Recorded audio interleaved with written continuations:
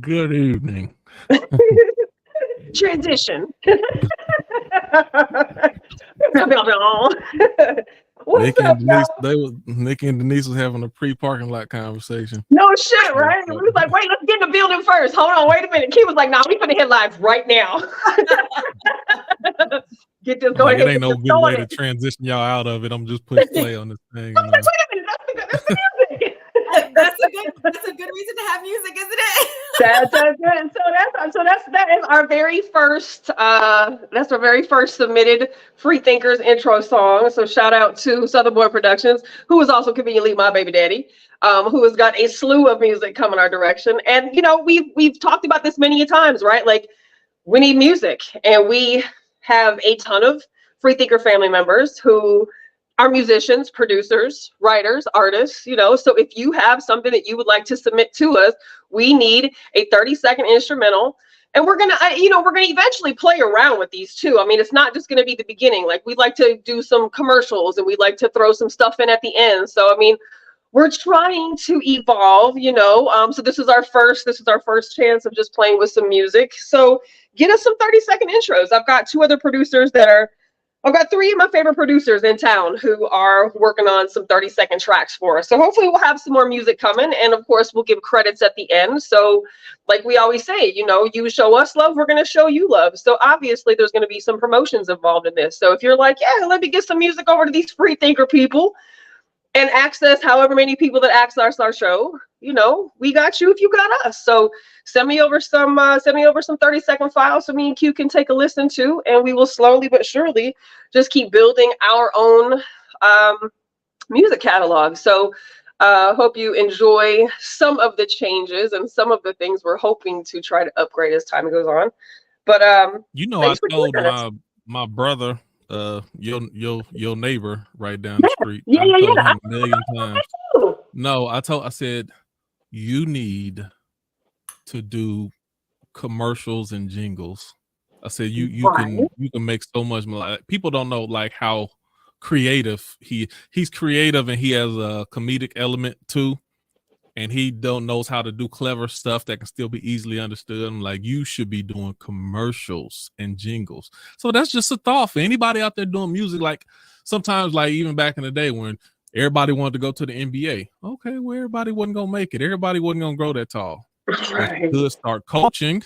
You could be work on being an assistant coach. You could be a trainer. You could be a scout. There's a lot of stuff you can do around the industry. Everybody couldn't be rappers, but they could be A&R.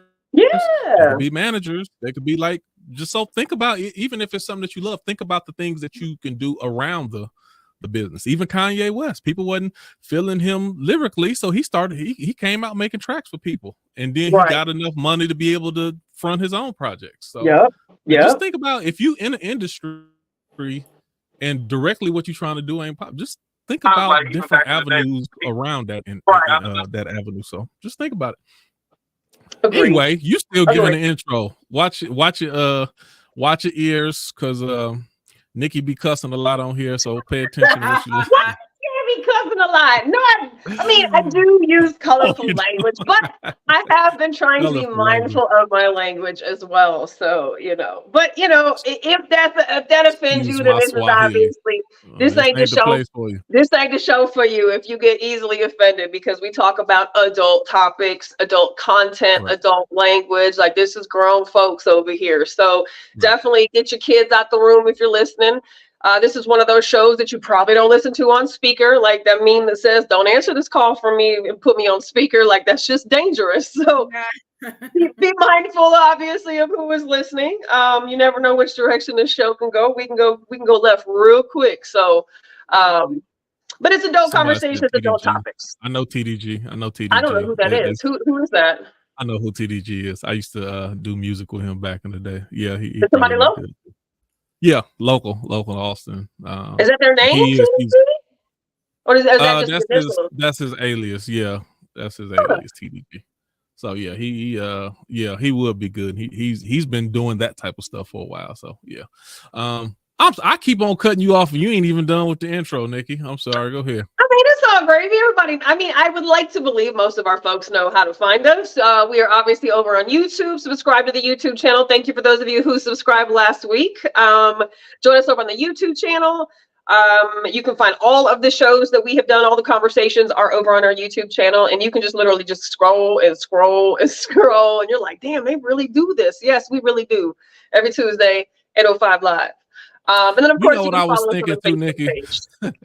Since I already interrupted you 3 times. Go ahead. Just go ahead. I was saying this about high IQ. I wonder if it's a way that we can go back and figure out a way to start numbering the episodes so we'll know what number that we're on. We can. We just literally have to go in and do it manually. But yeah, we can. Yeah. And I thought about that when I created the YouTube channel. I was like, I should probably start doing episode 1, episode 2. And I never did because Koo does that, and when I would go on Koo's show, it'd be like, this is episode, 97. And I'm like, damn, what episode are we on? So we could. What do you think? What episode do you think we'd probably be on if we didn't include the in-person meetings, just even 52 times however many years? 3 years. Right. I mean, we went live once COVID started. So I mean, respectfully, you can say probably 45 Tuesdays a year times 3 years. Yeah. Because we've taken our share of little times off and holidays. But yeah. So yeah, on average, about 45 weeks out of the year. Yeah, you're right. So we about one. Yeah, that'd be about 135. Yeah, that's a lot of shows, man. That's a whole lot of conversations. There's a whole lot of people. That's a lot to process. That's a lot of energy to process. That's a lot of emotions to process. It's a lot. Like, people don't realize this is at least for me anyways, and I don't know if that's just because, I take on things a certain way, or the empath in me when I feel people's feelings and, shit like that. But like this is like emotionally taxing when it's over. Like, that's why I have to, every time we're done, like I have to go downstairs, get the kids and make sure all the kids are situated, dog situated, house is shut down, kitchen's cleaned up. But after I'm done, I'm like, I'm going outside or I'm going to the garage and I'm just going to sit. I'm going to chill and I'm going to listen to the show. And every episode after it's over, that's what I go do is I go back and rewatch. Cause I'm like, I have to just like decompress. But then I also hear all these other things that I totally did not hear. And I'm like, how did you miss this? Right. So in my effort to try to be a better listener, a better communicator, like I'll go back and I'll rewatch, but I just have to like decompress after it's over because it's a lot. Some of these conversations be very, very heavy, emotionally charged. Sometimes I will the next day. And you know what? Even online is not as taxing on me. Like, even in person, that was really taxing on me. Yeah. Like, by the time I would get back home and then people ask, oh, so how was it? What did you talk about? I'm like, yeah, it was good. I'm like, I don't want to talk about it. I don't want to talk about it. So they learned after a while, like, he really don't want to talk about it after, because I'm, like you said, I'm trying to decompress. And a lot of it. You know what's crazy? I have like the opposite experience. Really? I'm like wired because I'm like, oh my God, this was so good. Like, I just love like, I love having these conversations so much. And it's rare to have these type of conversations outside of this group. That it just has me like, whoo, like I'm just. Well, that's what I mean too. I'd be wired, but I gotta go to sleep. I gotta go to work in the morning. Right. So like, still gotta like process that shit, put it in place, and then like shut down and go to bed. Down, right. Otherwise, I can't be up till 2 or 3 o'clock in the morning because I'm still like up. I'm wired, so I have to do things to bring myself back down. Well, then, Denise, I deal with people all day long, right? So like I'm dealing with people's personal shit, the entire day when I'm clocked in, right? So it's like I do that all day. Like some people will say, like you don't talk to anybody, like you don't talk to anybody, and I'm like, no, so when I joke about like going days and weeks without talking to people besides my kids, like yes, I talk and process so many people's emotions every day. That then doing this on a Tuesday night, like sometimes my brain is just fried. Like my body's up, but my brain is just fried. But it's never tiring to a place where like I couldn't turn right back around and do it again. Like it's just I'm ready to go. Like ready for the following week. And so then in thinking about how much conversation we've had just since we've gone, online, it's like. Yeah, sometimes we talk about how we run out of topics, but we never run out of conversation. There's always a conversation to be had. Yep. But that's of course, that's partly responsible. Y'all are responsible for that, right? Like, me and Q can talk to each other all day long, but like having you on and having people come back in, it makes the process just so much more just open, right? Because now you're getting other perspectives besides just Q and I. And I think a lot of people kind of realize like, where I come from and where Q comes from, to get other people in there and other perspectives in there. It's like, oh shit, this is so refreshing, right? So yeah, I love it. I love it. Too, Nikki, not to cut you off, but to cut you off. there's a great deal of like research and like time for like pre-production, like coming up with questions, like, and it's not just on the topic that was decided for the week, because there's various topics that you might be thinking about potentially doing. So you're researching that and you're constantly taking in information. So I think people should know, like, it's a casual conversation, but there is like a pre-production like aspect to it where people are actually doing research and watching videos and taking notes and writing questions down. Yeah. So. Yeah. Oh yeah. I mean, like last week was that perfect example. Me way more than, like moderating drains me way more than just if I'm just only participating, and that's easy for me. Right. But moderating it's like your brain is running at on two different rhythms at the same time. Like you in the conversation and then at the same time you're outside of the conversation because you're managing. Right. You're managing the conversation and the direction of it and the involvement of everyone, and like that's so it's like it's one of the reasons why it's hard for me to look at a person in their eyes while I'm talking to them.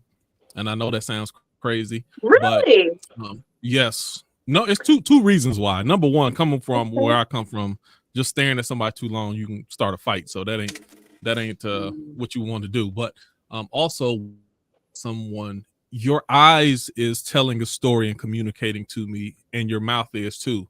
So it's like I'm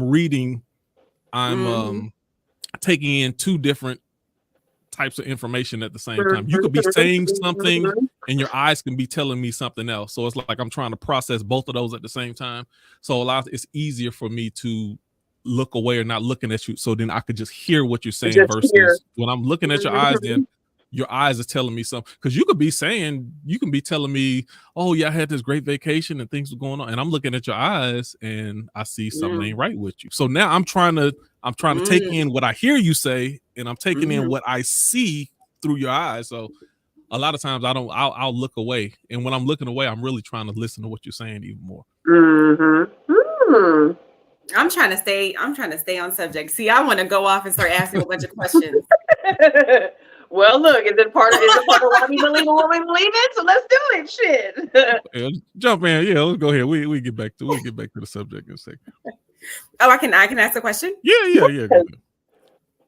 What makes you not tap into the conversation of the eyes? Is it because you feel like the person's not ready, or do you sometimes do it and sometimes don't? Is it you feel like the person feels uncomfortable because they are holding something back? Like, okay, so what they're telling me is what they're inviting me to listen to. But what I'm receiving from your eyes, then maybe you wasn't trying to have that conversation. Oh, I'm an overstepper, I think. Because I'll see that. It's like my inner auntie will just do this. Right. Right. Are you okay? Like I just, it's just right. like. Right. And I have, there's certain types of discernment that I have. And when I look, then it's like I'm hearing two different conversations at the same time. So I got to shut one of them off. So this gets spiritual, which goes to our point from what we're getting into. Because that now we're getting spiritual now. Because it's one thing to just like, it's one thing to be like, oh, this person looks like they're having a bad day. And it's another thing to like get downloads of like, no, you almost know what's going on to a degree. Mm-hmm. And I'm not, for me, I don't necessarily know what's going on. I'm not a seer per se, but I'm a feeler. So even a lot of times when God speaks to me, it's through feeling, but it's not even a feeling that I can explain, but it's I feel it, and then God will tell me what it is that you're feeling. I'm like, what is that? And then he'll explain to me what it is that you're feeling, because most it's foreign because it's not my own feelings or my own emotions.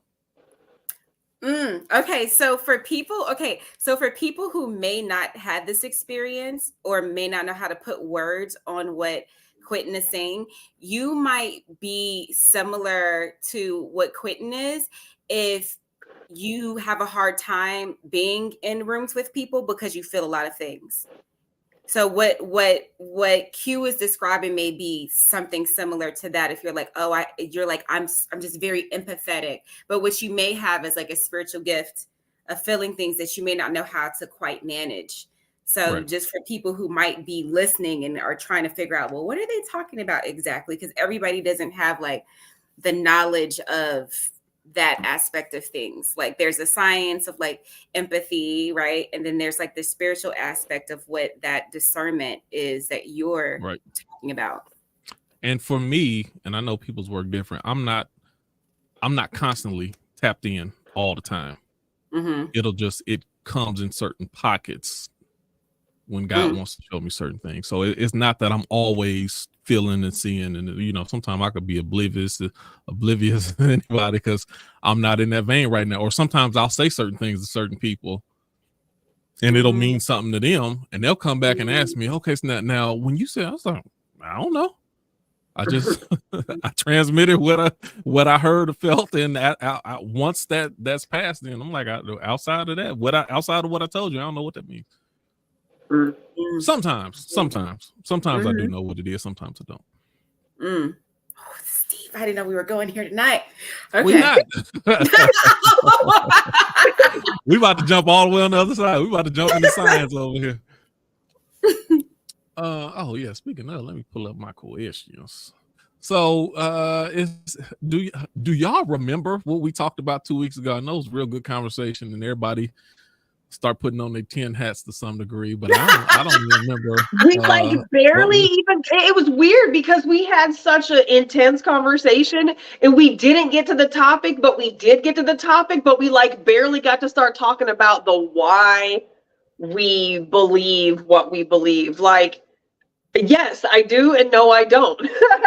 There was a lot of segue questions being asked.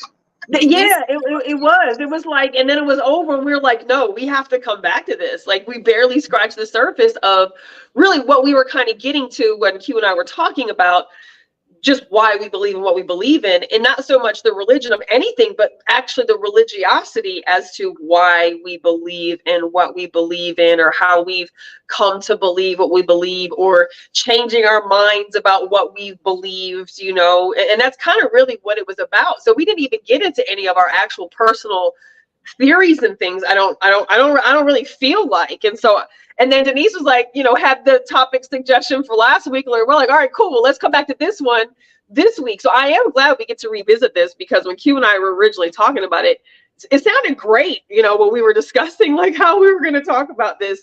And I think it still is worth a great conversation, because I think it is important to address or to start to explore, why do we think what we think? Especially if we're in spaces where we are trying to, maybe take in new information and process new information and find what sources of information we trust or don't trust, or like, why do you listen to one person versus not listen to this person? And, you know, so I think it could be a great conversation. So I don't necessarily recall all of what we talked about leading up to it ending, but I knew that I knew there was definitely a part 2 to this thing. I think the last bit of things that we got into, I think the overall theme of the conversation was just like our belief systems and not even necessarily like religion per se. And we did get into like alien life and like how much the government is like revealing to us, like how much of it is true, how much of it do we not know, and things like that. So we kind of got into that realm. Like Q said, we had our tin hats on. Yep. Like all of a sudden now aliens exist and nobody gives a shit. But for the last 3 decades, they've told us people like me who believe in aliens are fucking crazy and what's wrong with you and you're a conspiracy theorist. Like I even saw somebody post on the Facebook free page, the Free Thinkers Facebook page. It was a question about like what conspiracies, you know, it was a question about conspiracies, and it was like, what do you believe? You know, what conspiracies do you believe in or have you believed in or something? And there was a reply on there that said something to the effect of like, I've never come across a conspiracy theory worth believing in. And I was like, get the fuck out of here. Like, so it's that, to me, for me, it's that thinking right there where it's like such, what's the nice way to say this? Because the word I want to use probably doesn't sound nice and I should be appropriate. So it's just such narrow-minded thinking, honestly. Because like, again, back to the alien example, there's people who've swore that they saw, you know, UFOs up in the sky. There's people who have, you know, swore that they've obviously been abducted. There's people who have swore like they have an encounter with UFOs. But those people were told they were crazy, that they didn't see what they said that they saw. And of course, we know people lie, but there's people who don't lie. There's no way you could have told me the experience that I had was not real, or you know, Smack has shared his experience. There's no way you could have told him that wasn't real. Like, so to say I've never, you know, found a conspiracy theory that was worth investigating or was worth believing in, it was like, that's the shit right there. Like, and I guess people have the right to believe however they want to believe. You don't never have to come into new information. But I don't think that I don't think that's a part of the soul. I think that that's a problem. For me, I feel like that's a problem. Yeah, go ahead. Well, to this point in regards to aliens, I was going to ask, because I heard about it. I don't know if it's true or not, but you guys can probably confirm it.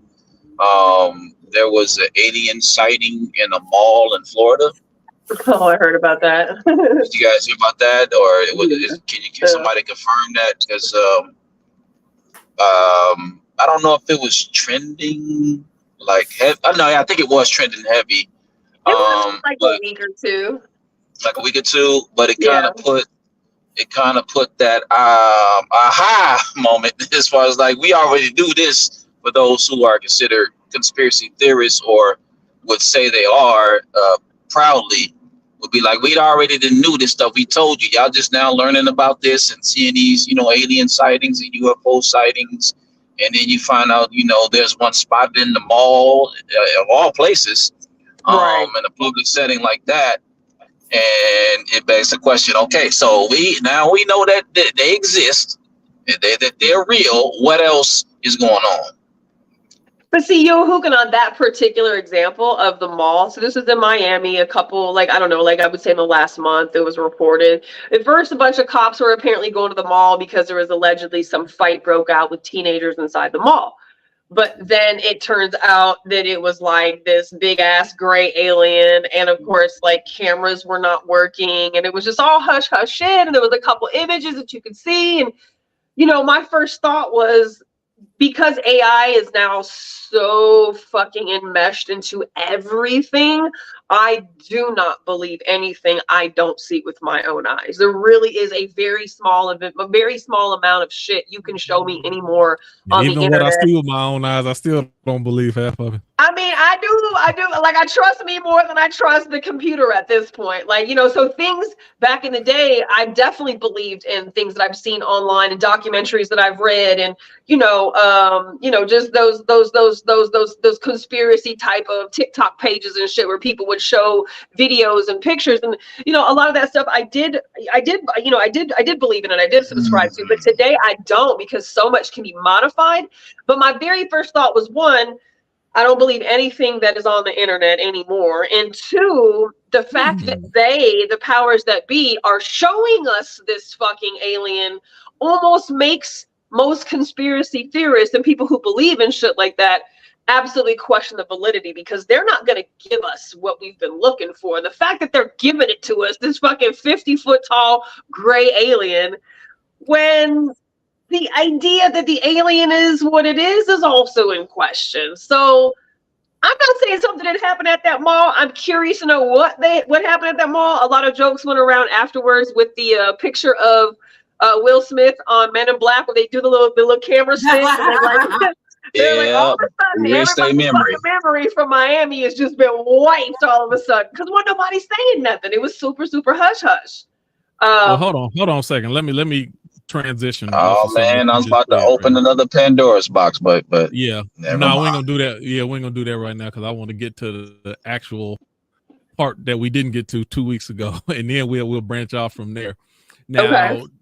Nikki, I just heard you say something. You was like, I don't believe anything on the. I know how to stay on topic when I decide to. That's all. I'm just trolling you. I'm just trolling you, man. Go ahead. I know, and sometimes I'll be giving that smoke back to your trolls. So y'all both gonna go to time out. Let's go. So one thing that you just said, you like, I don't believe nothing that come from the internet. But when we started the topic a couple weeks ago, from Yahuka and I was talking about like how old is the Earth. He was like 2 to 6 million years, and I was like, where you get that from? He's like, I googled the internet. I mean, like imagery, videos that people show, like pictures that people show, like even obviously stuff that you can pull up on, let's say, the dictionary online is certainly subjective. But I mean, like when people show videos of an alien and fucking blue beams and blah blah blah, like that shit, I'm like, but I use that as an example. From the aspect of science, I use that as an example because we all do that to some degree, where we will accept certain information even though we ourselves are not equipped to prove it, and we will reject other information that may come from similar sources. So when we go back to the religion of science, what's your criteria, or what's your factors that from a scientific angle that will allow you to believe or accept something versus reject it? What is, and that's where we're going into the religion of science. What is your systemic belief system that allows you to believe or dispute certain things? If anybody who knows what theirs, or one or two or all of theirs is, then feel free to jump in. Ooh, that's such a good question, Q, because up until you just asked this question, I realized that a lot of what I believe is kind of based on like my intuition and my discernment, mixed with like assessing things visually, you know what I mean? And being like, okay, this looks like CGI, or this story, the way that the person is speaking here, they sound like they're lying. You know what I mean? Or we're talking about eye contact, like all those things determine if I think someone's telling the truth. But a lot of it is feeling based. I can't say that I have any science behind why I believe certain sciences outside of like whatever personal experience that I have. So I can't, I'm like a real scientist. I got to test it out. If I test it out, then I can prove it on my end through my testing. Then I can say that's the only science I know. I'm gonna jump back to that in a second, but I want Nikki Yahukanan, like I'm gonna get back to that, Denise. But Nikki Yahukanan, is that, do you have any testers that you use to determine, from when it comes to science, what you'll believe and what you reject? Go ahead, Yahukanan. When you say testers, what do you mean? Like as far as like evidence that proves, the age of the earth. Right. Or what do you use to determine if something is valid or it's credible enough for me to believe when it comes to science? So does it matter the author who it comes from? Does it matter the source of information that comes from? Is it built off of other things? I'll say the evidence, because the evidence does a lot when proving something, and then it ties into let's see. It ties it backing it up with facts and cross references, because one person can say one thing and then another person can say a different thing on the same subject. So you know how a person is told one thing and they don't believe it yet, they're looking for that confirmation, kind of like the question that I asked you guys about the alien, looking for that confirmation in regards to, is the story authentic or not. And there are some, I'll say, some pushback or setback in regards to science. So there's this authentication factor in regards to, okay, where did this person get this information from? Where's the source? Provide your source. And you can go, use this angle, in any factor. When a person is presenting information, research paper, term paper, whatever, you provide your source. Science source is based on nature, as far as like the evolving of a species or a plant or a rock or something that, a particular animal or something like that. Because I'll give you an example. The animals that were on the ark in Noah's time, probably not the same animals that we see today. Probably not. And somebody could say, well, how can that be true? Can you prove that? No, I can't actually prove that. Maybe I can prove that through a fossilized animal if we dig something up or something like that. And the proof is right there. And then you get science saying, oh, this fossil is 28 billion years old. Or the evidence of the ark on Mount Ararat. There are pieces of evidence that showed that the ark, because people don't believe that these biblical characters existed because there's no authenticated proof. But if you dig a little deeper, you may find that. So in regards to science, or I'll say in this case, they say the proof is in the pudding, but not 100% accurate in regards to that, because you have to test everything. You have to prove everything. You have to you get, because you gotta peel back the layers of the onion to get to that source to say, like, okay, this is the confirmation that I was looking for right here. I'll end with that. Okay, so one of the things that heard you and Denise mention a little bit, my question is, what happens when you're not equipped to verify the facts? So for instance, let me give you something simple. We believe that our body is made of atoms and molecules because science has told us that it is. Who of us has the machinery or the tools to see an atom or to verify an atom or a molecule? We don't have the technology to do that. And just 99.99% of people at your house, you don't have the ability to see an atom or molecule. But you'll believe it. You'll take somebody's word for it. So again, my question is, what you're not equipped to verify these facts. So what allows you to accept it as truth, even though you can never verify it? So to answer specifically the thing about the atoms and the molecules, honestly, I don't think that far into if I believe that or not, as so much I'm like, maybe that's just the word somebody gave. You don't care enough for it to matter. Yeah, it's more so. Right. It's more so like it's the same way that I see religion. It's like I might be Christian, but a person who might be Muslim, like I just think we're using different words. So it's not that, like, maybe it's atoms and molecules, maybe it's some other shit, but whatever it is making up our DNA. Like, so I can't say it's true or false. It just kind of is a thing as far as I'm concerned. Yeah. So I guess the other part, and I guess I'll ask this, how much of it comes to you accepting science is a part of that you just don't care? And I mean, that's for anybody. Like, I don't care enough to dig enough to find out if it's true or not. Like, how thorough are we with it? Brother, you didn't let Nikki ask the previous question. How you just gonna skip over Nikki like that? How you just gonna do that, brother? Nikki is a moderator. She can jump in whenever she wants to. Yeah, you will. You don't have to wait for me. You know, but I appreciate you. Appreciate you though.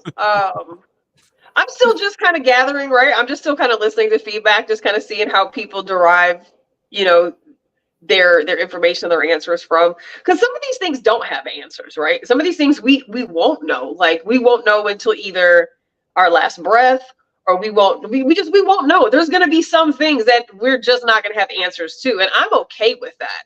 Right. What I'm not okay with is, you know, forced indoctrination. That's what I'm not okay with. I'm not okay with being told something is something that there's actually evidence and there's a lot of information out there to counteract, to disprove what the masses say, right? And I think a lot of this comes from us all just being told what to believe as children. For the first fucking 12 years of our educations, we're taught what to believe. We're not oftentimes given an opportunity to choose what we believe. We're told when we go to elementary, we're going to put our hand on our heart. We're going to, you know, praise what they say. We're going to do the what's the thing called, the anthem, and you know, we're going to say the Pledge of Allegiance and all these things. And so we grow up believing that, you know, it's liberty and justice for all and all these good things and all these things. And we come to learn as we get older that it actually isn't that way, but this is what we were taught to believe. And so this is where people's challenge comes in. We were taught that the Earth is a ball. We were taught that we went to the moon. We were taught that we were the first people to touch the moon. I mean, we were taught all these things, but as we get older, we kind of uncover some counteracting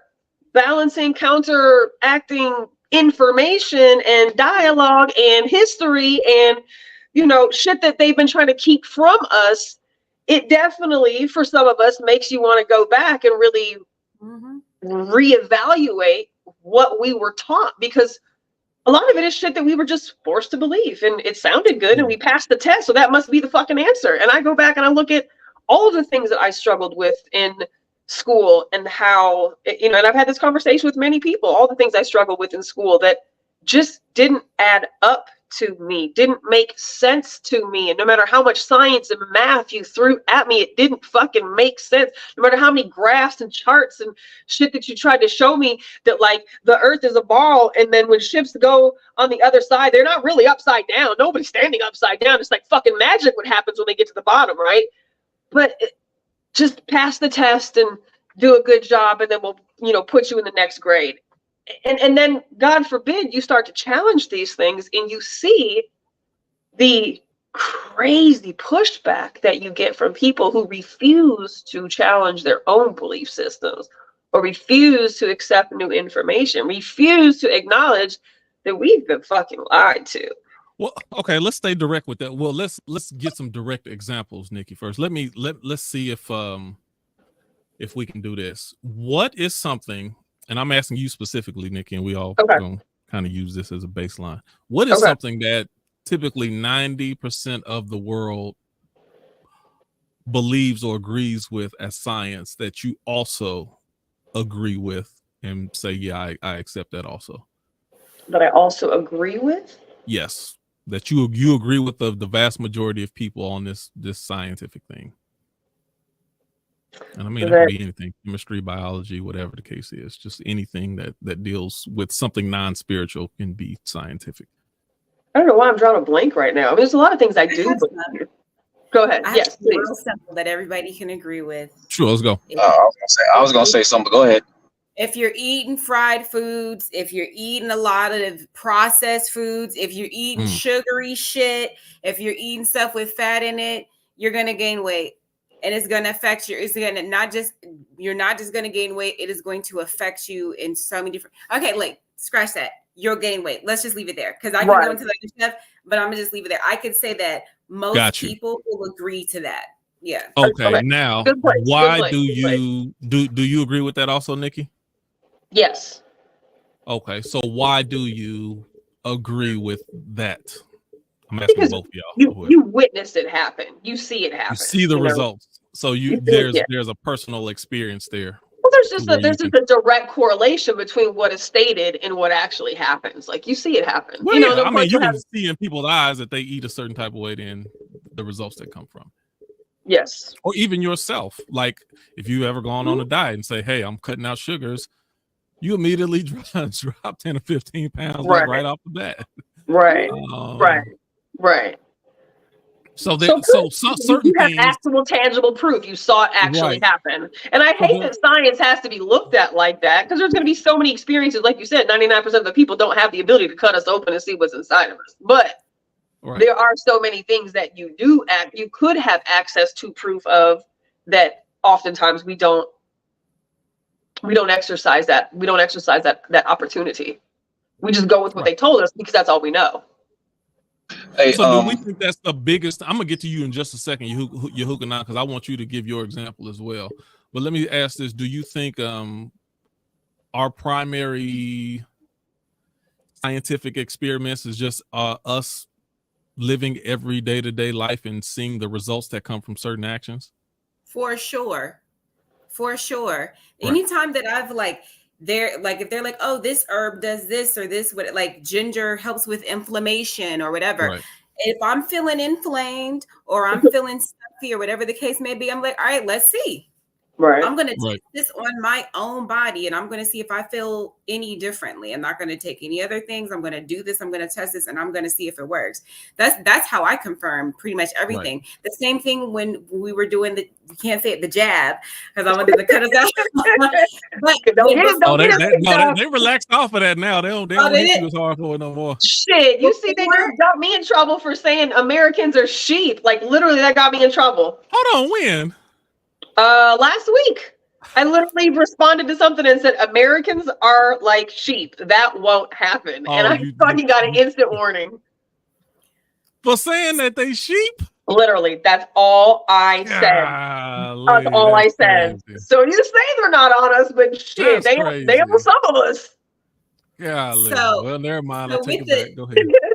With the jab, before I got mine, I asked the people that had already gotten theirs what brand they got and how they felt afterwards. And almost the majority of the people who got Johnson & Johnson, which was the one-time shot, felt sick after they got the shot. A few people who got Pfizer felt sick after they got the shot.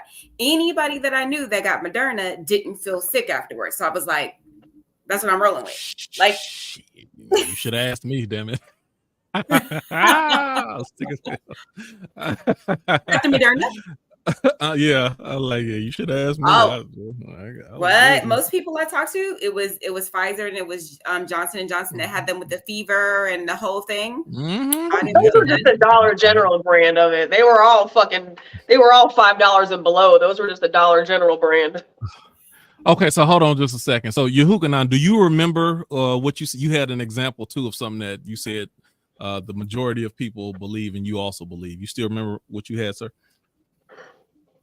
Actually, I wanted to comment on what Mr. said previously, but I'm a little bit busy right now, so you can go ahead and go to sleep if you want to say something. Okay, got you. Thank you. So let's flip the script on this. What is a piece of science that 90% of the world generally accepts that you disagree with, that you reject that science no matter what everybody else is saying? Ooh. The earth is a ball. Okay. Earth is a ball. So most people believe that It's a ball of So, some sort. okay. And as you're thinking, Denise, let me go back to Nikki. What I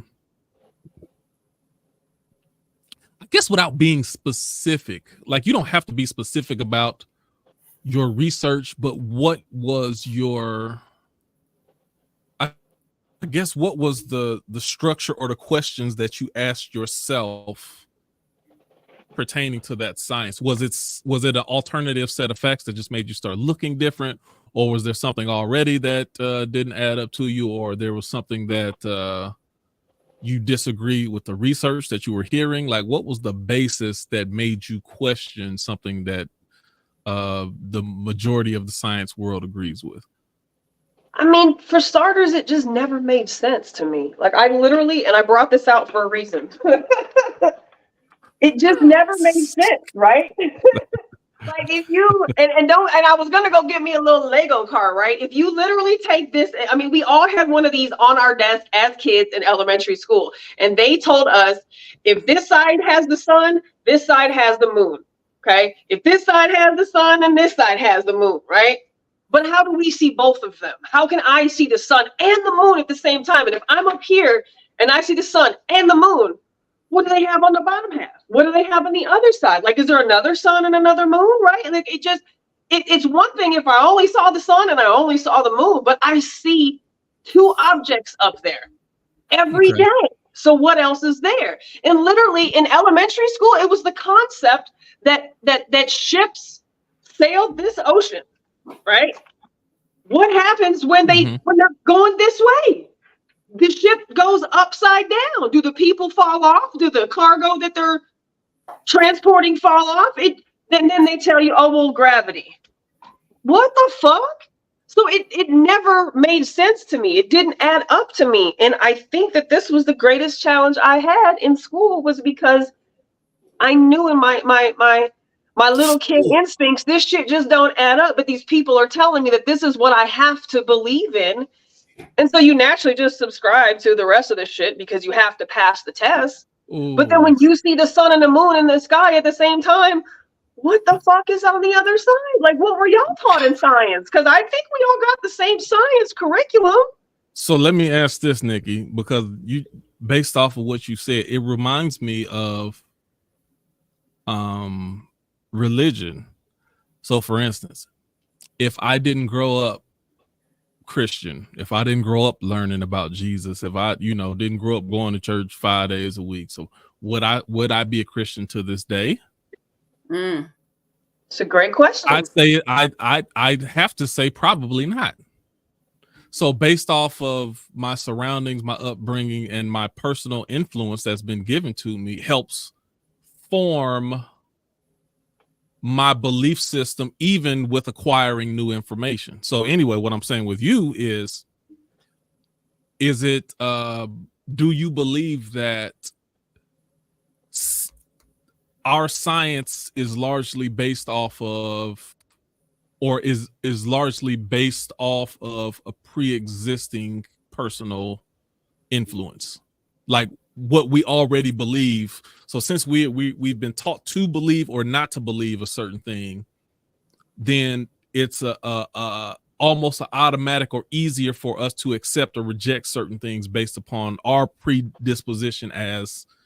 Do you understand what I'm saying? Absolutely. Okay. I know if I was making sense now. And I think that probably the most educated children are children who are raised without formal public school education and religion.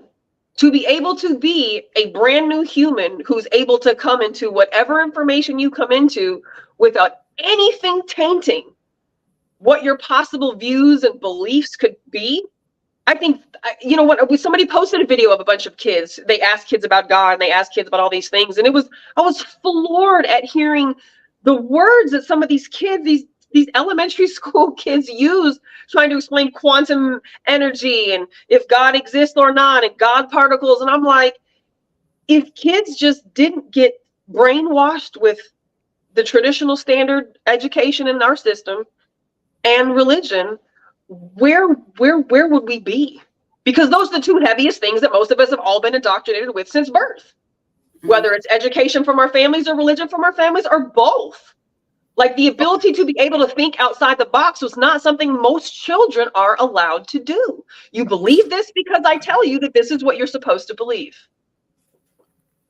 So yeah, I think that if so yes, to answer your question, I think that is one of the reasons why people continue to double down on what they believe in, is because that's what they were taught was. So, okay, so what I'm asking is, can we even trust ourselves in how we agree or disagree with science? Because it seems like there's prejudice there already. Like we're not, and this might go back to an Edward argument. We're not going to be completely objective about it, because anything that we agree or disagree with is based off of our personal upbringing, right? Or like, can a person even be trusted in their own beliefs, their own scientific beliefs? May I interject? Absolutely, go ahead. For a few ticks. So I want to back up and what Nikki said. I thought you was going to answer the question that I was saying. Hold on, brother. Because it's going to tie into it's going to tie into the question that you're asking, and the topic of this conversation is just going to go right in there. So in regards to science or any particular, I'll say, subject matter education, whatever it is, you know, there's this thing called academia, and that academia applies scholarship. So and then you have peer review. So when you present information as far as like what we've been taught, or what, you know, what we learned, or what we be indoctrinated with, the scholarship in academia applies to, you know, if you present this information, somebody's going to come with another vantage point of information to challenge your information that you bring forth. And it sharpens the individual as far as like, okay, if I've been taught this for this long and this information is being presented, I got to look at that, because I believe, okay, for example, that the earth was round. And then I come to find out that the earth is flat based on certain evidence that's being presented that, you know, comes from the information, the source, the peer review, the cross-referencing, and determining which way you're going to swing it, because it's basically a pendulum effect. Because some people believe that the earth is round, some people believe that the earth is flat. So based on your information and scholarship and peer review, which way are you going to swing in regards to the pendulum effect is what, you know, the conclusion that you say that you believe in based on the information as far as your research and your study and your scholarship, to determine, you know, as far as like things that are dealing with science or education or things of that nature. So I just wanted to, you know, add that to what, because Nikki mentioned something about challenge. She mentioned challenge. So, and then your questions that you presented kind of had like a 1B or 1C to it. So it kind of segued into the answer that I was going to give in regards to that.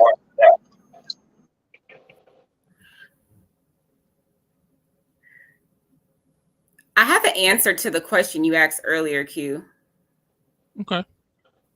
Something that most people believe that I don't believe is those ancestry DNA tests.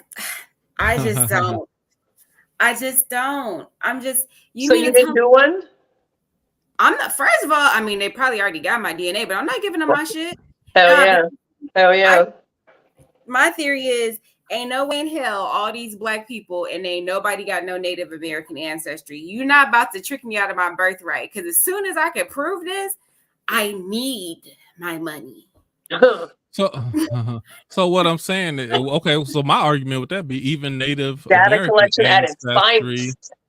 wouldn't that still go back to Africa eventually? Yeah, but there's no, for there to be no person. Well, what depends. We didn't. Okay. Can I throw a word out there really quick? Because we're talking about DNA, haplogroups. What? What'd you say? Haplogroups. Haplogroups is basically, yeah. Well, it deals with DNA because you mentioned something about ancestry, and I didn't learn this until a few months back. But haplogroups is basically like the source of where your DNA came from, and eventually evolved over time when you do your ancestry. Because when people do their DNA testing, a percentage of their DNA is going to come from the East, like Africa or Spain or Portugal. It's going to come from there.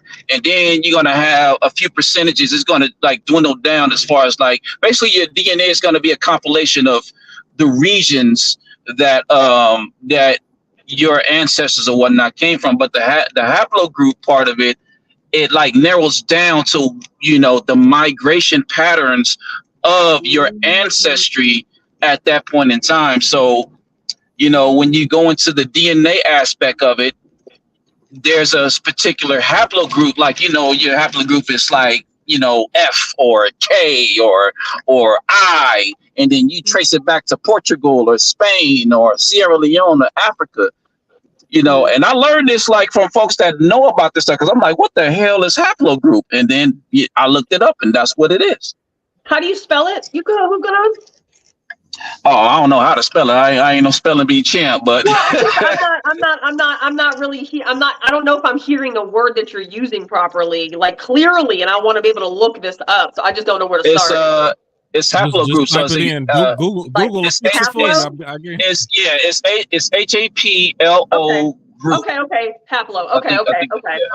Okay. So I just want to make sure I was kind of hearing the word that you were saying right, because I was like, I don't even know how to spell this. Okay. Yeah. I think it's HAPLO group, haplogroup. Okay, so something along those lines. So basically, the source it's the source of where you came from and the migration pattern of your DNA structure.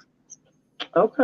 I'm gonna get back to the thrust of what you said in a second, Denise. But Smack, you look like you want to add something in there. Oh, there's a lot I wanted to add. I don't know if y'all ready for this shit. Let's get it. Let's go. Oh, well, hold on. Well, in that case, then hold on a second there. Let me I mean, y'all hold on. I want to answer some of the things y'all have, but y'all keep getting further and further from it. I know that. That's why I'm trying to stay back on topic. See, that's as a moderator, that's something that I'm paying attention to also, that I have to. Well, and if you want to jump in at any point, Smack, because I've just been kind of letting you do your thing because it looks like you're on mute. But if you're ready to jump in, just throw your hand up so we know that you want to jump in. I know you're doing something in the background. I'm ready. No, okay. I was walking back to my car. So let's touch on this ancestry thing real quick. Denise, you're right. You shouldn't trust that because there's a political interest in erasing Black Americans' culture, because one day they will have to give reparations, but now you're probably on record as not even a Black American. So they're going to end up using that later. Now, the DNA thing, it'd be interesting now that you did DNA. I don't know if you did it before the jab or after the jab, but now you should do it again just to see what you are now. I know I've never done it. I'm just saying, so people that, well, that's what I was saying. That's what I meant is the people that have done it, if you did that before, you should, if you did the ancestry thing, do it again and now see if you're part horse or some shit. Right? Now, that's interesting. That's interesting. I mean, DNA stores information based on cells, right? So it's information. And that's what the mRNA was like. Yeah, that's what they were trying to change your DNA structure to make you even more compliant. Like they talked about that in the CDC. Anyway, back to the flat earth.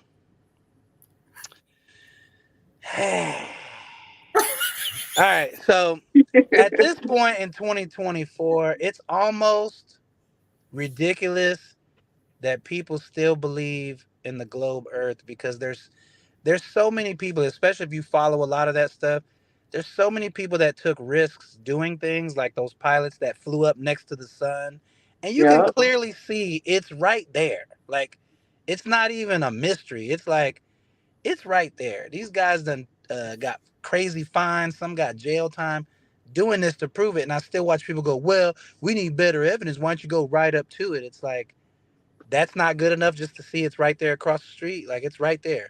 You're flying parallel with it. Anyway, if we take it back, let's use religion, the Bible, and all this. The interesting concept I always see all the time is people that believe in religion or in the Bible believe that the earth is a ball, when it clearly describes in the Bible that it's not. So that's the one thing I've always given the Bible is, you got to remember, back in those days, they knew the earth was flat with a dome and all this shit. The more you start seeing all this technology that existed that's been erased, there's so many things that have been erased. Every book that was out before 1920, by the time 1920 came, they pretty much eradicated all flat earth information in encyclopedias and all that. Up until that point, it was totally a known thing. The globe earth is only a 510 year concept. It's not, it's very new. They took a section of the earth and said, this is your world, because there's more land and everything, because the people that actually own this stuff, they just want you to be confined in this space that they gave you. And then when you see these ancient maps, people say, oh, well, they didn't know what they were talking about because now we got NASA. But that didn't even come along until they discovered the dome. All that stuff didn't happen until they discovered all this. So the thing I keep saying to people is, so they basically got the flat earth wrong, but the shapes of the continents and everything, they got right. Where did that come from? All the shapes of states and all that shit comes from the flat earth maps. Now, so up until 1920, now research this.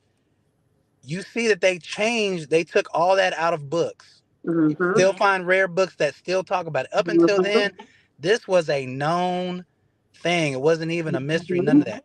Now, to show you an example of erasing history and how they've done it really good, when did Christopher Columbus set sail? Does anybody know? Don't give me the What was line. it, 1492? 1492. 1492. 1492. He was given an edict to come over here, and anybody black you could put in slavery. So they started grabbing Africans, right? But then remember, they came over here. The Moors were already here. Black Americans were already here. The Folsom people were already here. And slowly but surely, they started subjugating them into slavery too. So Black Americans were here. And that's the big debate about the reparations is, we were already here too. My family lineage was already in the United States. Right? We didn't come from Africa. So now 1492. So they get here. When was America founded? 1770. Yeah. So from 1776. Okay, try to do this math real quick because I was smoking a little bit.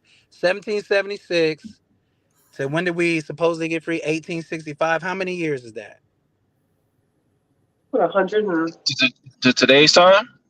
No, 1776 up until 1865 when slavery was supposed to. About 100 years. Just around 100 years. Around 100 years, right? Okay, so now before that, so from 1492 when they sailed and discovered it, 1492 up until 1776, there was all this slavery going on. There was all this story of the Black American, the Folsom people, of what happened. They've totally erased all that. And when they teach it to us in schools, they're telling you what to know, not how to think. They've never taught us in schools how to think. They teach you what to know. This is what it is. Oh, we've got scientists that have already figured this out. Then as we've all gotten older, you start finding out about people that have discovered things that you had no idea about that was totally erased. You start finding about those Bloomberg blimps that transported people off of free energy. That's been totally erased. You find out about they had cars and cars that ran off free energy and all this stuff back in the day. All that footage is starting to come out now. Now the alien thing. You see this depicted in all kind of movies, paintings throughout time. And it's interesting because they really try to downplay it, but it's so obvious and in your face. But they got everybody so confused, you know what I mean? And it's just very strange. Like, so even back to religion real quick, because I know I'm kind of all over the place. So one thing I used to always say to my mom is, because as a kid growing up, I would just look at things and go, but why don't God just do this Just and fix it. fix the shit? Just fix like it. Just like fix he it. doesn't Just know do it. about the child sex trafficking that's been going on. He doesn't know they've been collecting black children and grinding them up for their melanin. Where are you getting melatonin from? Where y'all getting that from? Like, what store did you walk in and buy that? Like, all these things, like you start seeing it depicted in movies where they grab these kids and there's been an agreement between these interstellar beings or whatever, and part of it is bringing the kids. How many cartoons have you seen this in? You've seen it in multiple things. The movie Dune, and oh, we need your firstborns, or all this stuff, right? You already know there's a lab somewhere and they're cloning niggas and feeding them to somebody. Like, this is going on. So now here we are, and it just amazes me, the political structure that still stands, the football shit that still goes, to distract us from all these real things that are actually happening. Another one, to answer one of the things about to answer about science. I don't believe scientists when they talk about dreams, because if you really think about your dream, for those of y'all that have dreams, they're memories. You're remembering probably the same scenario, the same age, or the same everything of you doing something maybe slightly different around the same time of whenever you did it before. You're remembering the shit. So and when you have the deja vu moments, because you did this already. You've done this over and over again. And so I don't believe scientists when they talk about dreams say, oh, it's just because your brain is creating all this shit. What? No, those are total memories. Total memories. And it's just interesting, like I said, like how they put this in schools, how they've indoctrinated us, how they're still indoctrinating us. Just at the Super Bowl, I was watching Jesus got a Super Bowl commercial. ads. Got him a whole commercial. That's the first one I caught. And I looked up and I said, you gotta be kidding me. Yeah, I was sitting there like, now what do y'all think about that? That's even more indoctrination. That's because they're using it. And then to my church people, not to offend anybody, but it's weird when people talk about this Jesus character. I'm always like, but that wasn't even his name. So if that's who you're praying to, if you follow the world history, that's not even his name. So y'all been calling on the wrong person this whole time, right? And it's just weird. And when you bring that to their attention, they go, no, not my Jesus. And it's like, pretty much. But the letter J didn't come out till when Christopher Columbus and them sailed in the 14th. Right. Like, the shit is pretty much. It's like, hold on, y'all. So then, like in the Book of Clarence, I don't know if y'all seen that yet. But no, seen it. Yet. You seen it? No. All right. Yeah, I seen it. I seen it. Okay. Yeah, I saw it. So this is what made me look at it even different, because now it's being depicted, and it's never really been depicted in a movie before. So you mean to tell me at the time Rome was running shit? They were basically the police, right? So when they came walking through the village where Jesus and them would be at, these niggas had to step to the side, bow down, and hide. So now it changes it all to me. It's like, wait a minute. He was scared of the police, right? You saw the part where where they're telling him, hey, we'll do this miracle, and he's holding on to his vest, like how the cops do and shit. Like, there was a lot of little things in there showing you the depiction of the white Jesus, and he said, oh, somebody get this guy, and he's painting me, but he got all the credit for it and shit, right? Like, so I don't want to spoil it too much, but y'all need to see it, because there's little bitty things in there that make you go, wait a minute. Now that I can see it depicted, I need to really rethink this thing, because the other gospels that were left out, that's another show we should do. Oh, because boy. Don't open up that door. Because we need to open this door. That can of worms. This is some real shit. No, because I'll go there. Go ahead. I'll go there. Go ahead. Because when you think about it, it's necessary. Yeah, because when you think about it and use logic, it's like, oh, So the Bible is a collection of these gospels of this story of Jesus, and then they leave out a whole section of where he grew up, or he just comes back as like a 30-year-old man, right? But there's even more than that. Like in the Philippines, what was the trip was we were learning about God's dad. There's a whole story on God's daddy. It's just like Star Wars. There's a whole story on how Darth Vader became Darth Vader. And then I've said to people, I said, hey, have you ever read the story of the Book of the Gods and heard that story? You could tell that totally fits in the Bible, but they just left it out for some reason. The Adam's first wife, they left that story out. And so when we started breaking it down, it's like, wait a minute. So, okay, God, there's a whole story on just him alone. Actually, the pre-God to that God, God's, the one we call God, his dad, right? And the God that we pray to, basically, he got jealous of his dad, killed his dad.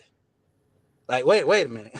Like, why is this left out the Bible? So, Smack, that shit sounds good. Like, what validity hold on. What validity if you read it all together with no bias, it's the same damn story. It's a continuous fucking story. That's not so my then point. When it gets to God becoming God, and God's wife is like, I see the way you looking at them little human bitches, right? And this is in the story, and it's like, wow, that's a trip. I've never heard nobody ever speak on this shit before. And then, so he goes down and he basically messes with Mary, gets her pregnant. He's trying to hide the shit, right? So now they're plotting to kill him, and it's just this whole thing where it's like, but if you bring that up to people, they go, but we don't care about that. That's not important. It's like, but then that means you really don't believe what you believe in because you don't want. Let me ask you though, Smack. Mm-hmm. Smack. Let me ask you a question. Do you believe in the Bible? I don't believe in it like that. I think it's a good story, and the reason I say that is because of the fact that if people really cherish the Bible the way they say they do, then go get the other gospels. The Bible should almost be an encyclopedia. Get the gospels, the church fathers, all of that. It should have multiple. The church fathers, all of that. Say what?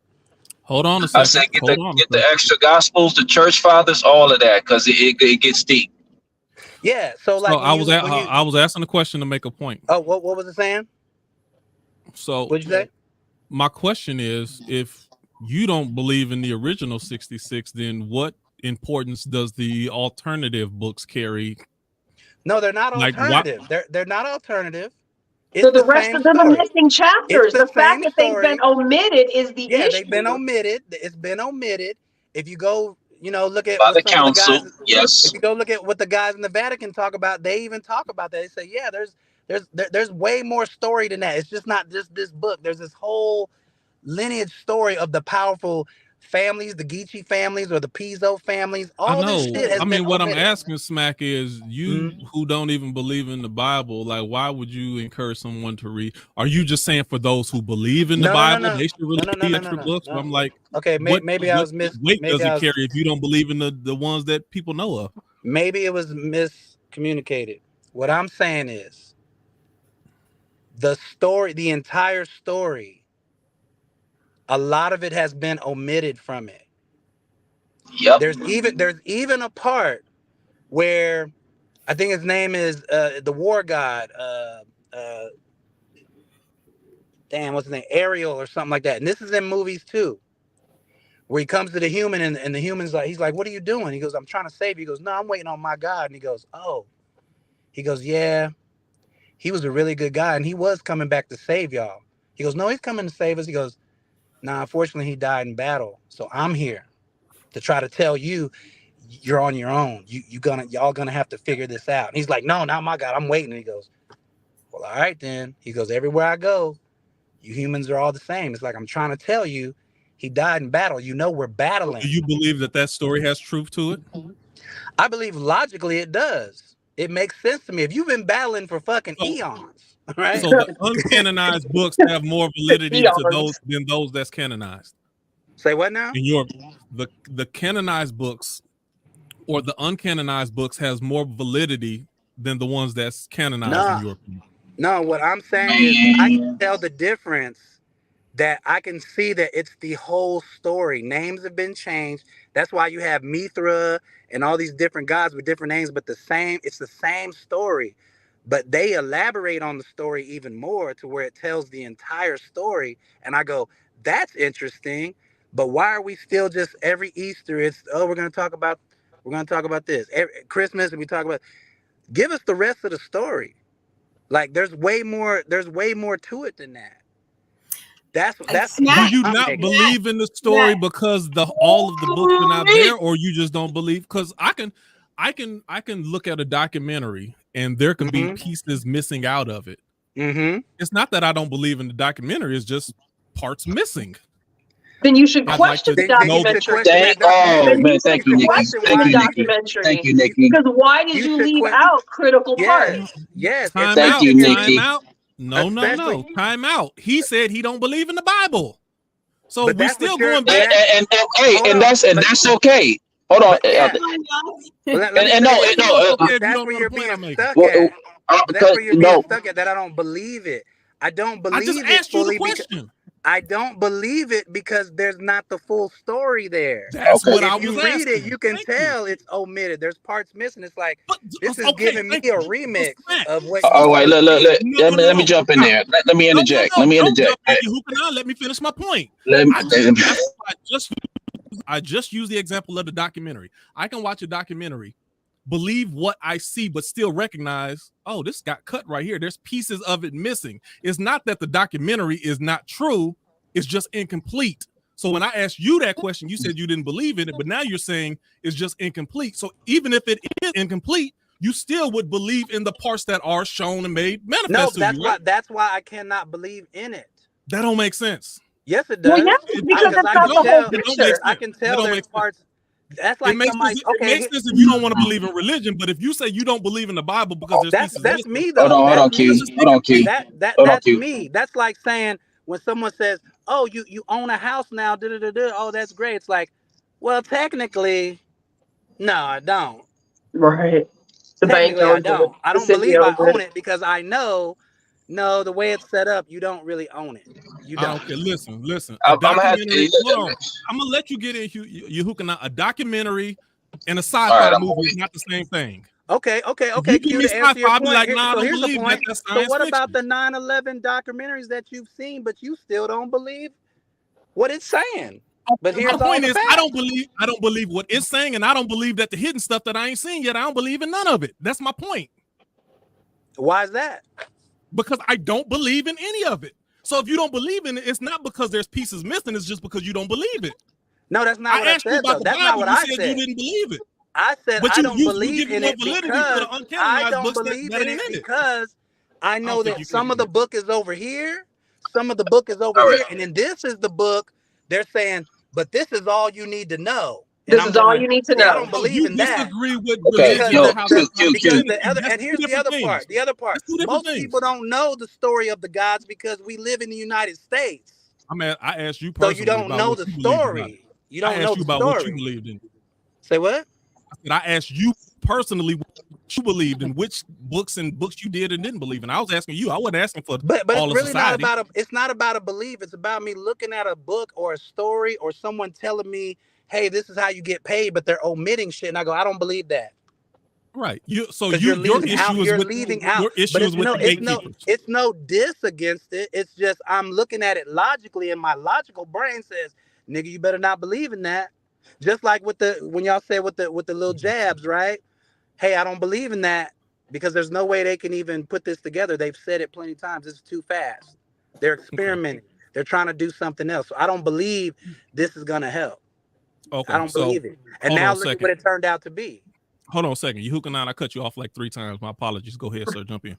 Well, I'm gonna have to smack up on this one because I believe in the Bible, and I question its validity because there are errors in the Bible that I have to that I didn't see before that I had to dissect, and I was like, whoa, well, damn, well, what else are they not letting us know? Keeping from you. Keeping from you. Like in regards to these extra books, in regards to the extra books that he's referencing, it will answer a lot of questions that these people have in regards to the validity of the Bible. It will answer a lot of questions.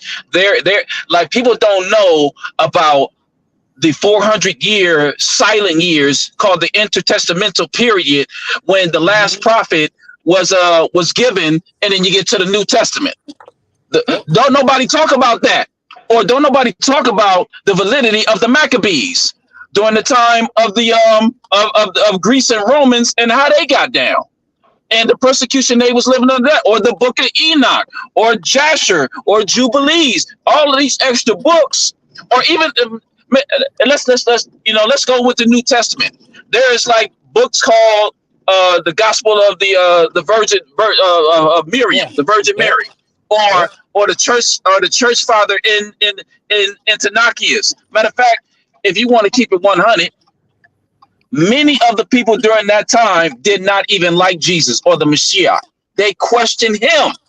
They never wrote. They didn't even like what he was bringing. So what the point is, what I'm saying is, when you get into these extra biblical sources and we talk about the Bible, it will answer a lot of questions that people have been asking for centuries. And you do have some controversial topics that are debatable, but it will sharpen the individual that questions its validity. Then this is why I talk about, as far as academia, scholarship, and peer review. When you get this information and you present it, be open to the criticism that you may receive, because people criticize the Bible and the validity of that as far as their belief in God. So when you ask Smack the question and he said, no, that's okay. Okay. So how do you present him with information, or talk about the information that he's bringing forth to see, okay, how can we get to the bottom line of this? Because it's a never ending discussion. I'll end with that. Like, just one more I want to put in there. Like the part about where they got Jesus right, they put him on the cross. They had the Rome sent out an edict to get Jesus. There was an edict put out to get all of the self-proclaimed messiahs. All of them. Look at the Book of Clarence. It talks about that. The Book of Clarence talks about that. Yeah. So like, and then when you start to see it like that, you go, wow, well, now that makes more sense. And then, but what was weird in the Book of Clarence, but I can't remember the name of this book. Maybe you know it, but they talk about how Jesus stepped back while all the other guys got caught up and got killed, and he basically went into exile or whatever. So it's like, what? There's all these different little stories. The story of, like I said, so basically God cheated on his wife with a human. And then they don't want to talk about that. It's like, wait a minute, that's interesting though. So was he looked at like was that like a weird fetish, or was that like, what was that to them? And it was punishable by death for them as gods. They don't never like to talk about that. It's like, but when you start reading these stories, your intellect is going to tell you, man, this is the same story. They just left it out the Bible. Like it's lining right. It's almost like they took this section out and this is lining right up, and it goes right into the next thing. And I don't know if y'all know this, but they even have, like you were talking about, the Book of Enoch and. Okay, hold on a second before you transition over. Let me let Denise jump in. She had her hand up for about 5 minutes. Denise, jump in. Okay. I don't mean to beat a dead horse, but the question is, do you not believe in the validity of the Bible because it's missing chapters? And then if you do include those chapters, do you now believe that this book is valid? Because if not, then this whole argument is null and void. But that, okay, so that's what I'm saying. So Denise, I gave up on it. I gave up on it. I don't think it's null and void at all. I think it's exceptionally beneficial. I don't think it's null and void at all. You're not addressing the point of the question I was asking. Y'all It is. The answer was, at this current stage, no. For me, no. Right now, this current stage, no. The reason at this current stage can't believe it, and that's not to say that I don't see things that are in it that have taken place. I'm not going to be ignorant and say that this motherfucker has definitely written some history And we've seen some of these things play out. I'll be the first to say that. But the me right now who thinks outside of the box, who wasn't indoctrinated with religion, who wasn't born, bred, and fed religion, knows that if there are, what is it? The Slave Bible has 200 something chapters, and the King James Version has 1100 something chapters. There are 400, 800 chapters here of missing information that somebody like me might be willing to investigate, to learn more of, to see if there is the validity to this book. But when you teach the masses that, oh, those parts aren't important because we decided they're not important, then that makes people question the validity. People probably would believe more of it if they didn't go into this feeling like you were already kind of lied to. You took out so many parts of something that were so relevant. Just give us a big fucking book. Give us a big old book. And why is there a slave version? Why did they change and take out certain phrases from the slave version that the original version would have told people to buck up against this motherfucker and go get some shit back? Like, so it's not about the question of do you believe in religion or not, or do you necessarily believe in the Bible or not. It isn't even the whole book. How do you believe in part of something when there's a whole perception of it that changes one's understanding of what the original text is supposed to be for? It does make sense. That's not important. If I'm asking from, do y'all remember what the original topic is? Whether y'all believe it or not, I'm still asking questions. Religion is science. Why we believe what we believe. Yeah, and what is your systematic structure, and what causes you, what leads you to believe something in this belief? That's why I had those questions to Smack, because he was telling us about something that he said he didn't even believe in the original part of it. So what is even your build up, or what's the point of making those points? And it sounded like you were making points. You were making points to say this book make more sense than that, but I'm like, no, I think you just feel like I'm attacking it because you believe in it. I said I don't. No, you think you're attacking me because you think I believe in something that I don't believe in. It's not complete, so I can't fully go forward and say, yeah, I'm gonna base everything on what this book is saying right here, because I also know world history, and I know what King James did. And the fact that Black history, I know James Bible, I'm like, yo, really though? Like, that would be the furthest book you'd be from. Like, it just doesn't make sense. But I also understand that whole story was omitted and broken down for control. Period. I understand that. Mac, Nikki, Yehukanan, let me tell. I guess y'all don't know this. Most of the stuff that y'all said, I already know most of that stuff. I don't talk about it because for the average person who don't study it, then it don't make no sense to them, and it's not even in their ballpark.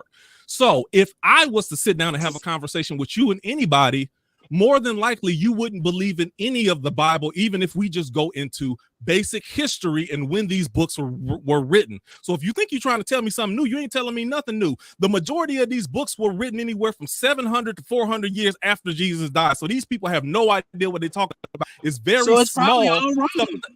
I know this.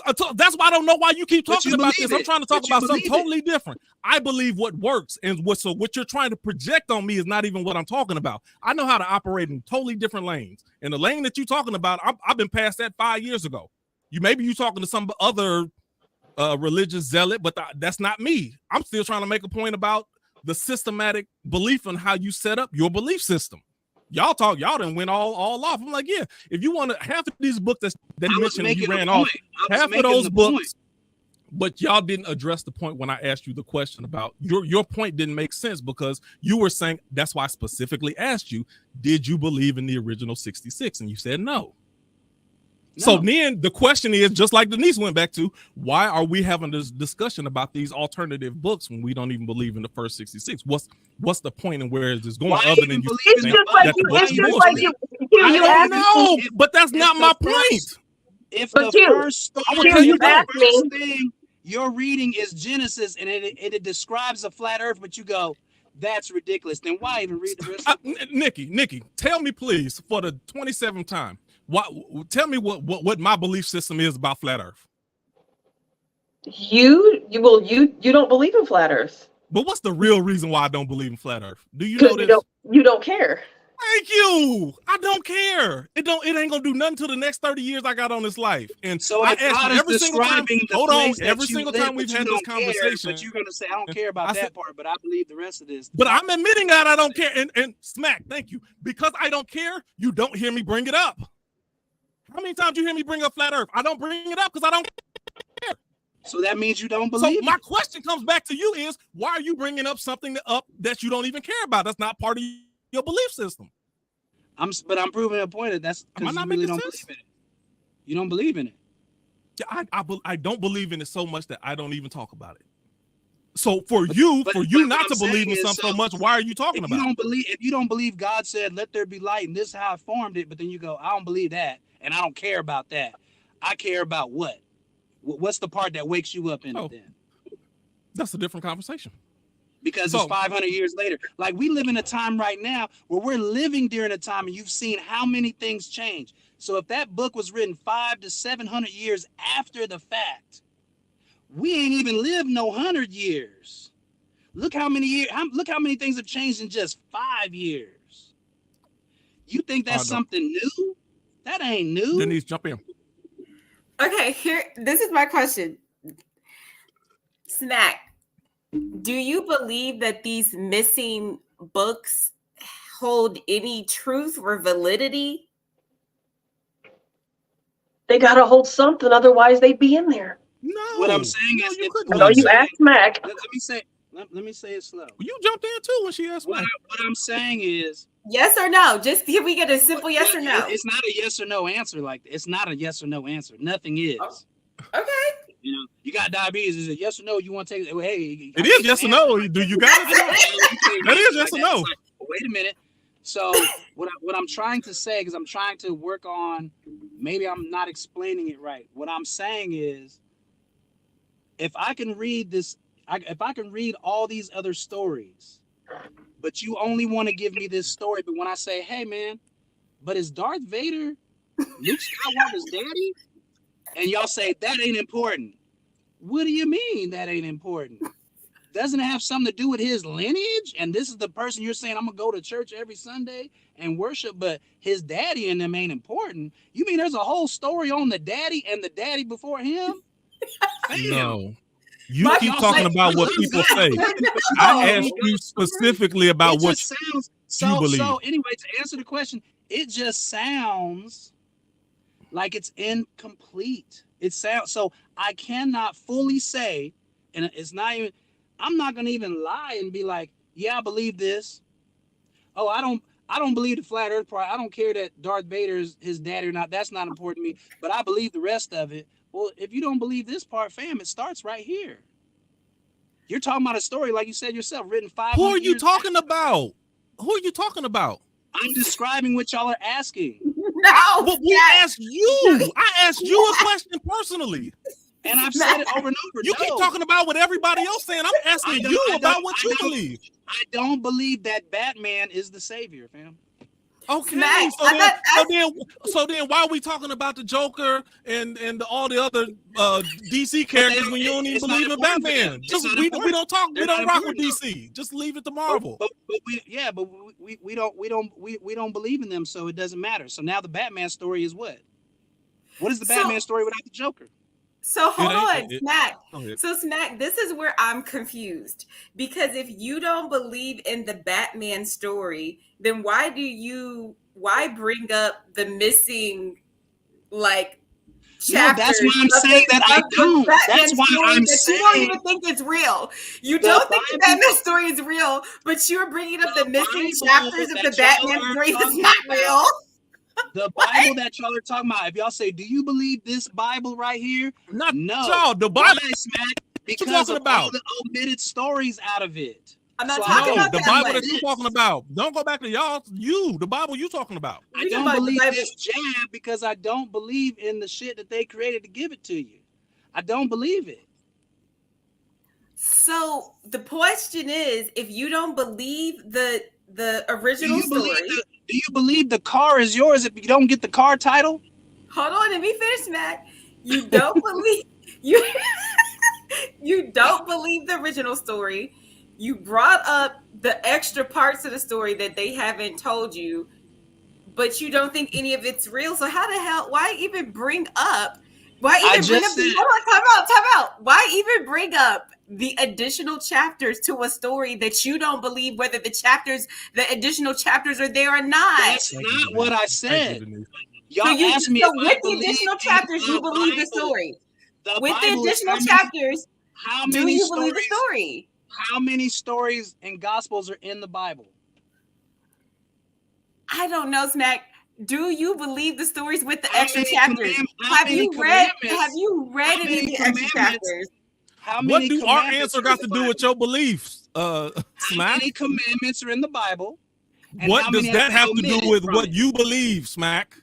How many have been omitted from the commandments? It sounds like you're heavily deflecting. The moment somebody asks you a direct personal question, you take it wide and broad.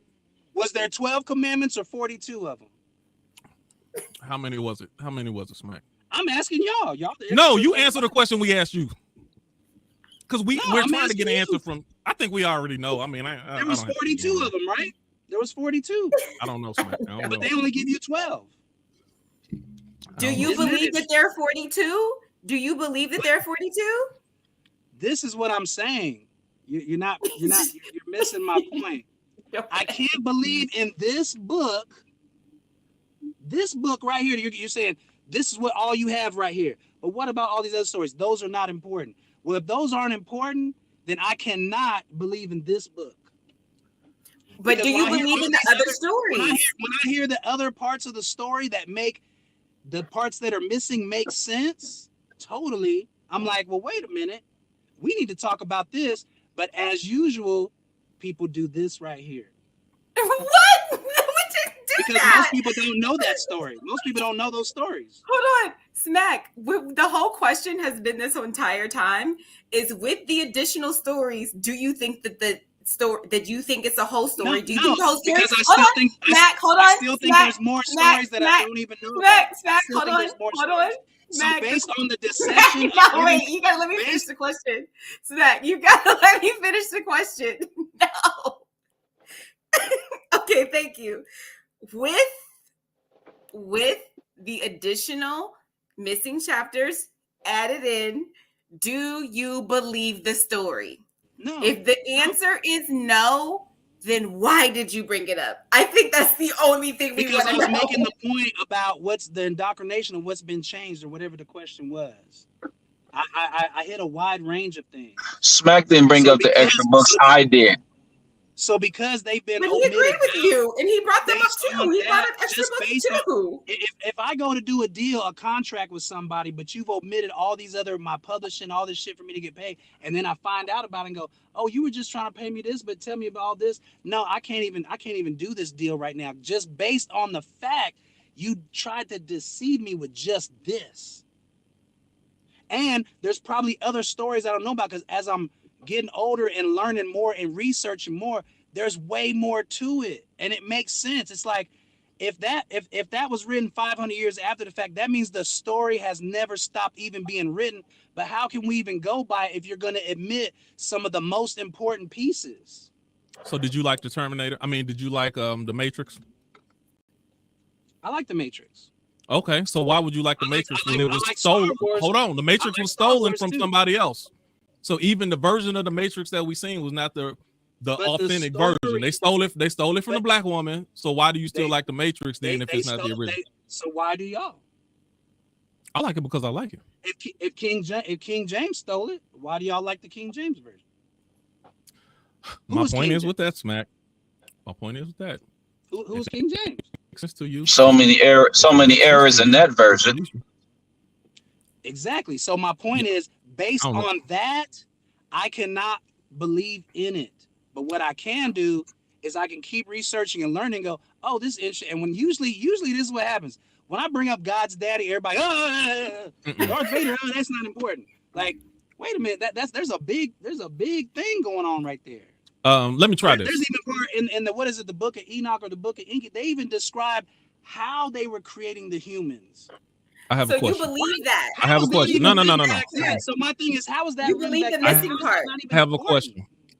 I have a question. Y'all like the version where he just claps his hands and snaps his Smack. finger, 2 stomps on this bitch, and then bam, it was Smack. like, come on. Yehukanan and Nikki, can you repeat back to me what you believe the point I was trying to make with that is? I'm curious. The point for me asking those questions to Smack, what was my point behind that? Or what was my reason behind that? I mean, honestly, I feel like there was deflection in there. Honestly, you know, I mean, I tried to listen to what the question was, but I also tried to relate the same question to the same question I was given about flat earth and why I do or don't, or what I would or wouldn't. For me, it feels like the same answer that Smack's trying to give. It's not about whether he does or he doesn't. It's why one does or doesn't. The science behind why we believe in what we believe in, where we get our basis of our information. We began this conversation talking about indoctrination, the things that we were force-fed in school and force-fed with religion. Those are the two greatest parts that make us, that form our scientific beliefs, that form our belief systems. So going back to why we believe what we believe, well, if there's bits and pieces missing, why do I get to see the sun and the moon at the same fucking time? What's on the other side of the globe that they said it was on the other side? Same thing, I feel like what Smack is trying to convey, because I understand where he's coming from, because I too question. And he's way fucking smarter than me. So this is coming from somebody who is very biblically and historically ignorant. It doesn't make any more sense to me than trying to tell me that this globe makes sense, and that when people are walking on the other side of the globe, they're not upside down and their fucking money's not falling out of their pockets. It would be more believable and more worth researching and more cross-reference things adding up if we got the whole picture. Because again, I'm not going to say the Bible is or isn't accurate. Again, I started this with, there's a lot of shit that I see that happens today that is absolutely in that book. So I feel as though there's got to be some fucking truth in there somewhere. But the person who thinks outside of indoctrination knows that there's parts that were taken for a reason. And that, for me, makes me question the intention and why is this the version that we're given? And that's, I mean, I feel like, and maybe I'm wrong, Smack, but I feel like that's how we answered that question, because it's not about necessarily it's right or wrong. It's why is all this shit taken out? And then why is this the greatest tool on this planet? Religion. How powerful it is, how laws are made behind it. I can't even have a fucking abortion if I get raped because somebody up there in a church said I can't have one. So when everything that we're force-fed to believe in, it's on our dollar, is behind this thing, right? Then it would only be fair to give us the whole entire thing to make that decision, but it's not. So to have that removed for people like us, when talking about systemic beliefs, this is why we question, or why we believe or not believe. So people who don't question, people who don't care, I don't even know if y'all can receive this the same way, because it's not important to you. You believe because you've been taught to believe. You were forced. What do you feel about God cheating on his wife? Hold on. No, stop. To respond to what you're saying, Nikki, it's fine. I asked you a question. You answered my question. I'm just telling you. Yeah, you really didn't. The reason why I asked him that question had very little to do with what you got out of it. So, but that's fine. Maybe I asked it wrong. Maybe we just went in different directions. But I don't know. That had almost nothing. That had almost nothing to do with why I was asking the question. You asked if. Well, I guess. Did you hear what Denise said? Okay, Denise echoed what I said. Did you hear what Denise was saying? Yes, and I would give Denise the same response that I just gave you. It's not about whether you believe in the books that are. You can't believe in something you haven't been educated on. So you can't say, "Oh, I'm going to believe in these hundreds of stories and chapters that are gone. I'm going to believe in it now if you put them in there." I got to go motherfucker first. But I can't put all my eggs in a basket if the basket got holes in it. The eggs is going to fall out. But I would be more inclined to visit with the whole story and let the things line up the way that in my gut they might. If you're shopping for eggs, then you shouldn't even use that basket.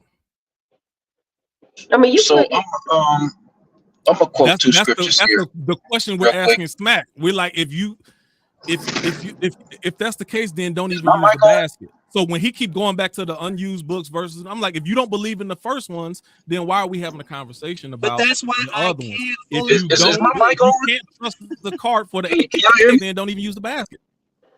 Yes, sir. Well, hey, when we don't see your face, then it make it a little harder. But go ahead. Hey, let's say we're all wrong. But you can hear my voice though. You can. Yeah.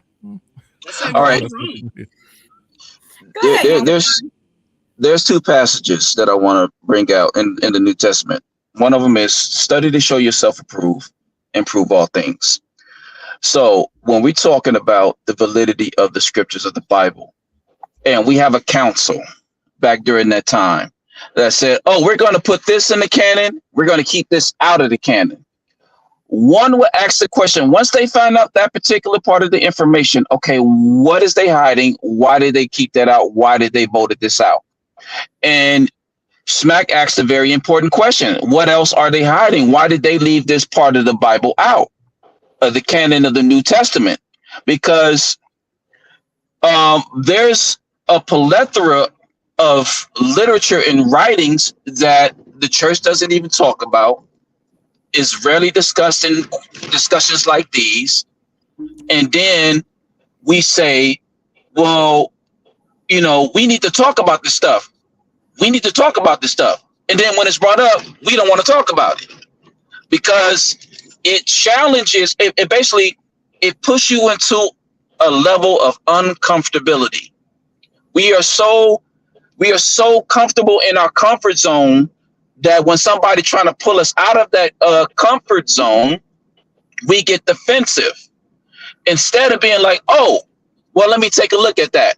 So when somebody that doesn't believe the Bible questions it, or you ask them a question, they give you an honest answer, okay, then unpack it a little bit and see why, you know, they don't believe in the Bible that the way that you do. And if there is some parts of the literature that's missing out, okay, so we need to look further into this and find out what is missing or what are they keeping out. Because I'll tell you like this, the Vatican is one of the most difficult places for you to have access to.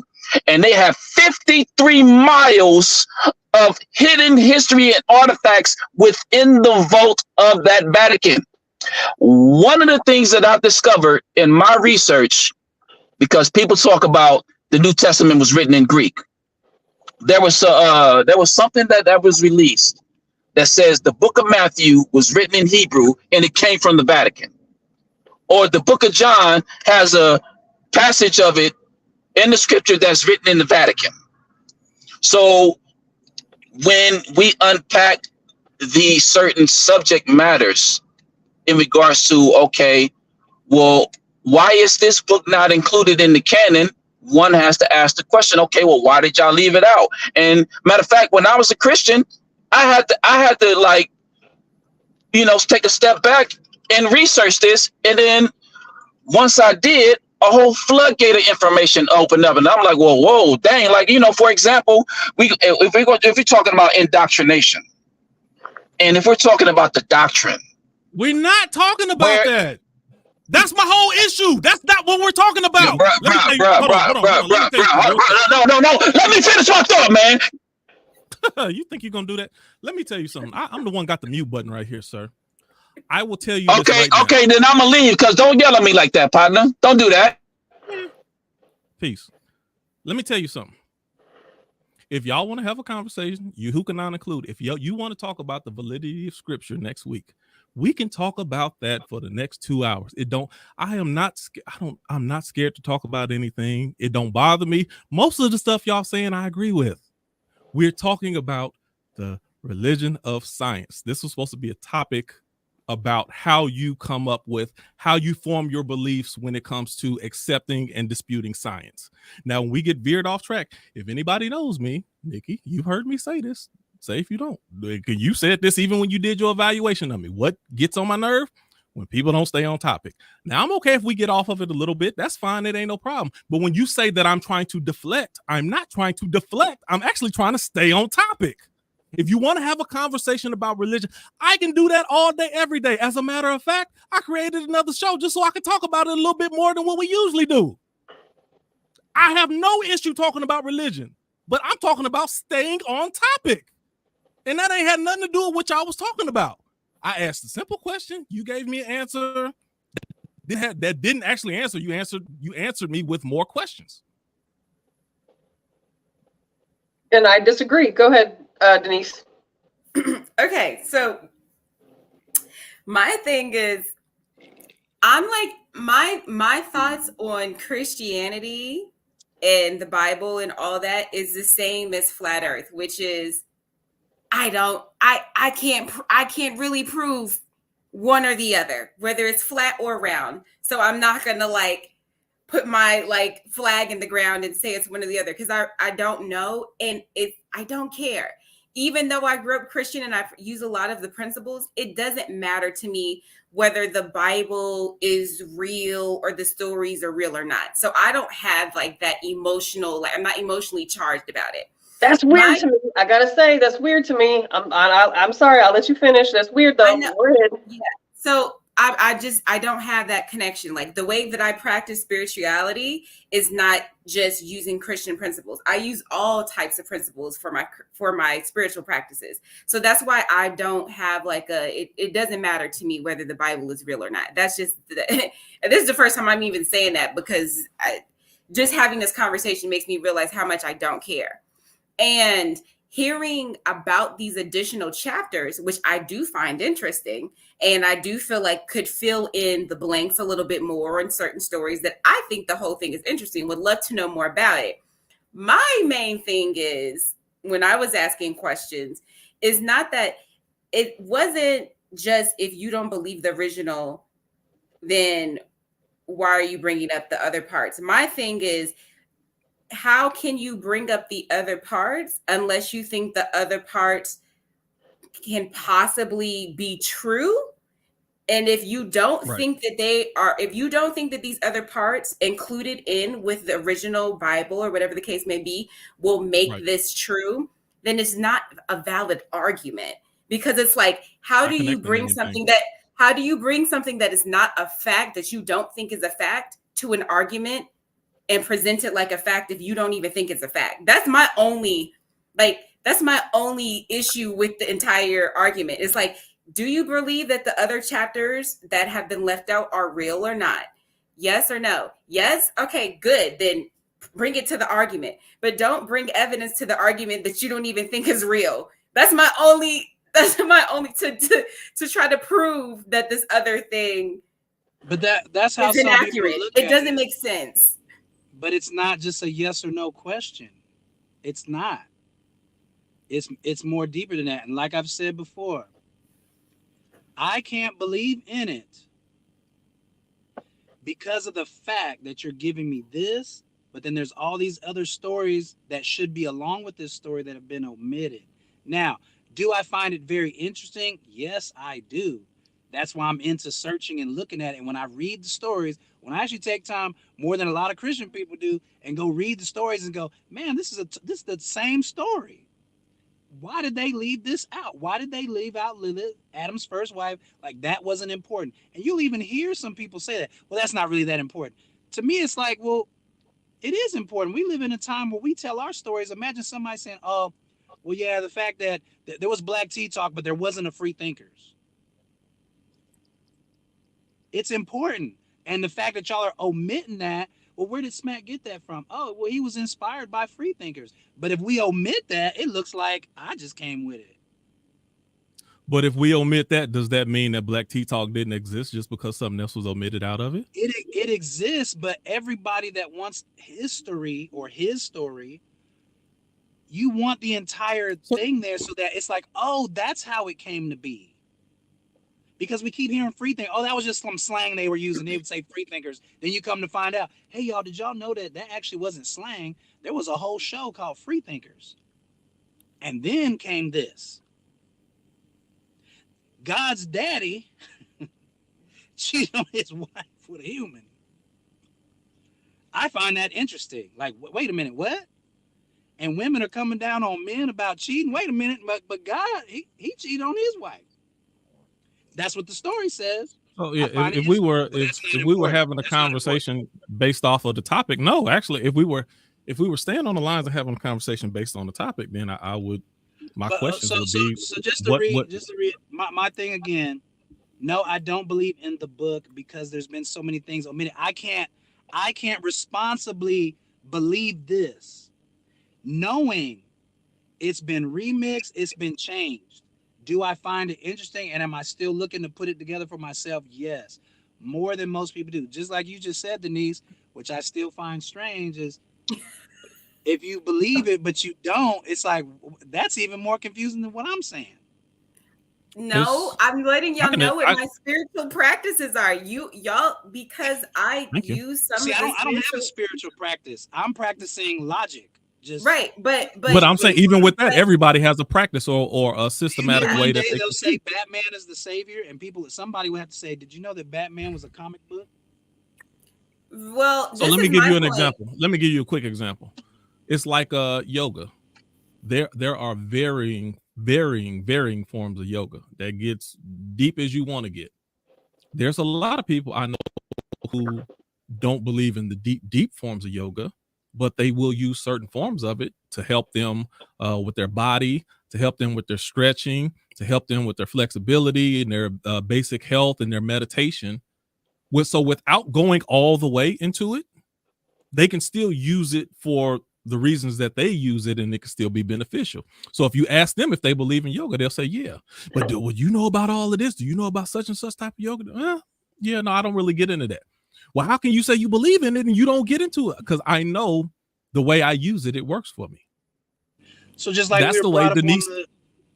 That's the way Denise can say what she said and not have good for your body. Okay, you didn't hear me, but I'll let you go ahead and respond. Go ahead. What are you saying? I heard what you said. You didn't hear me because you were talking while I was saying it.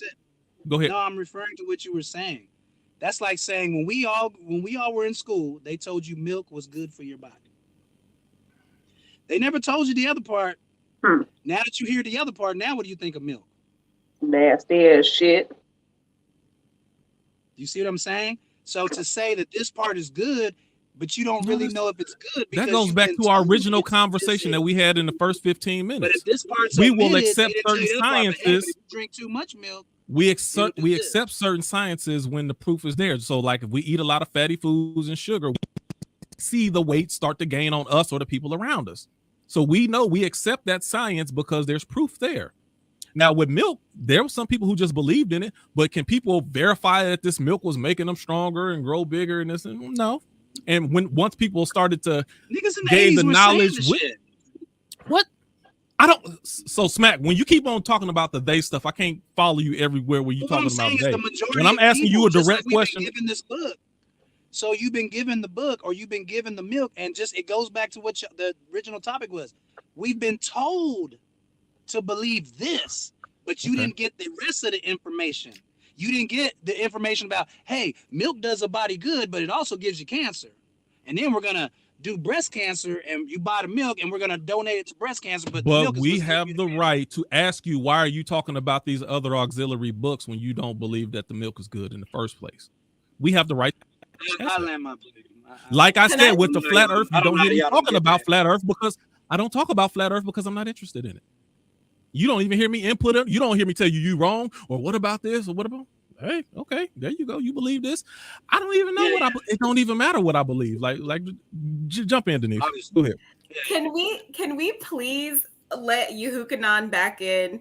And we can all. He jumped off. I didn't kick him off. He said he was there. Yehukanan, please feel free to jump back in because I see you talking like a lot. Like, I would love to address you on video because you said a few things in the comments section. And I would love to have you come back on video so that I can address the things that you're saying about me. Now from I'm okay with here, it. I ain't got no problem with that. I would love to talk to you. And please feel free to get back on video so we can chat. But as far as I understand why you will bring up the fact that there are missing chapters to say that, hey, this can't be valid because it's missing so many chapters. The only question is, the only question that I really have is, do you believe with the additional chapters that this thing could potentially be true? That's my only real question. And I think it's a great story because we're talking about belief systems. That's all. I think So it's it's like, a great if story. you don't believe it's true either way, if you don't believe it's true either way, it doesn't make sense. I can see as the an story of argument it to bring up something because that's I've not watched Young and the true. Restless, I've watched Star Wars, and they're all the same stories. So I think it's a great story. I think you could pull things from the story, just like any movie. You could watch any movie and go, man, that's what I'm gonna do. That's what I'm gonna work on. Man, that made me motivated to do this. Oh, did you see that movie? Oh, they had great miss. It's a story to me. The mere fact. So that's how I look at it. I can't, because of the fact of the history given, not just within my lifetime, my grandma's lifetime, her grandmother who was a slave, her mother who was a slave, all the slaves dating back going. No, I cannot believe in it. No. And then seeing it depicted with Jesus when the police came through the town and he had to step to the side. Nigga, what? Oh man, come on. Come on, that was the question that we was asking. I mean, I think I respect what you're saying. It's just, I guess I'm not gonna project personally how I operate on you, but like I said, because it's incomplete. So that's fine. That's absolutely if they said fine. this was complete and this is it, I would still have all these questions. Well, all I'm saying is the way I operate. Never talk about, do you know the story of Jesus' brother? How come they don't talk about him? All I say is I go leprechauns and unicorns. If I don't believe in it, then you're not gonna hear me give it energy. But people operate different, so I respect the way you operate. That's fine. Is this who Yehukanan? Is Yehukanan back on? Yes. Yeah, I'm here. What did I say? Yehukanan, you were saying something in the comments about me sounding like someone and all these other. Nah, that wasn't me. That wasn't me. I said Q was wrong because I was trying to finish my point and he just came off the mic and yelled in my ear. I didn't like that, but I ain't say nothing. That's the only thing I said. Demetrius. See, that's why I hate that the Facebook user thing keeps popping up. Demetrius, would you like to get on so that you can tell me the things that you're saying?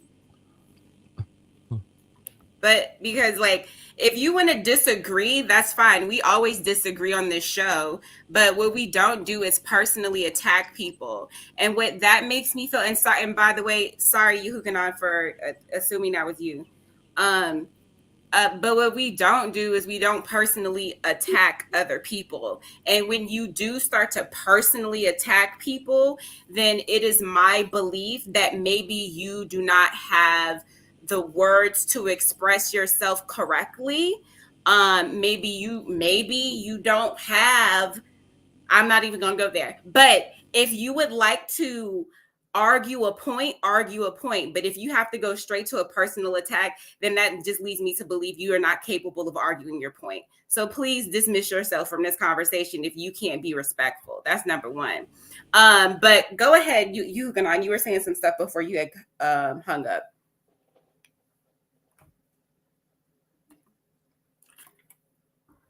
You call my name again?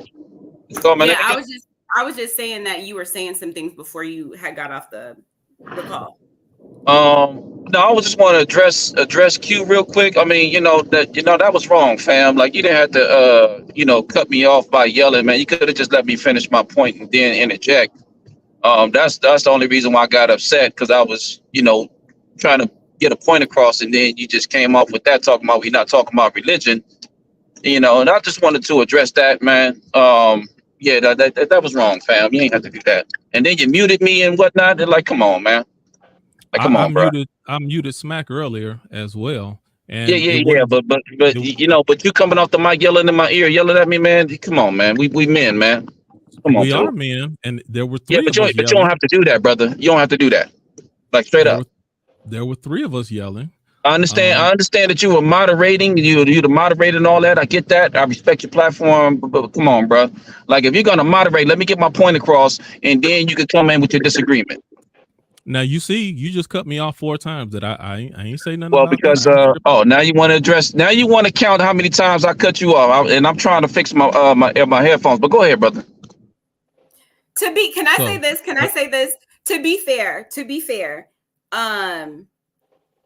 Q, you did raise your voice. You did. And to be fair, like, Yehukanan was really just responding to that. So, and just to throw this out there, I thought y'all was joking. So I was laughing because I could never, I thought y'all were joking like y'all normally banter. I thought y'all were bantering like y'all kind of normally do where, you know, so I didn't know that this was a real situation until I was like, oh, wait, this is actually a real I didn't know it was a real situation either.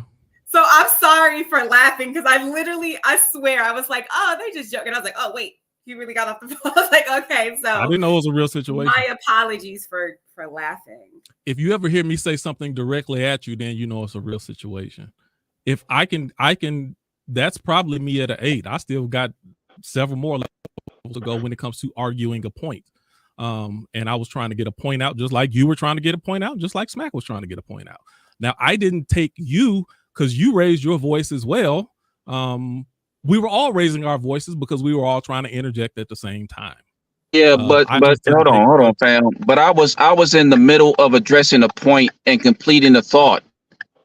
And as soon as I said religion, you came off the mic and yelled, "We're not talking about religion." That's what you did. I did. And that kind of triggered me to like, don't do that, fam.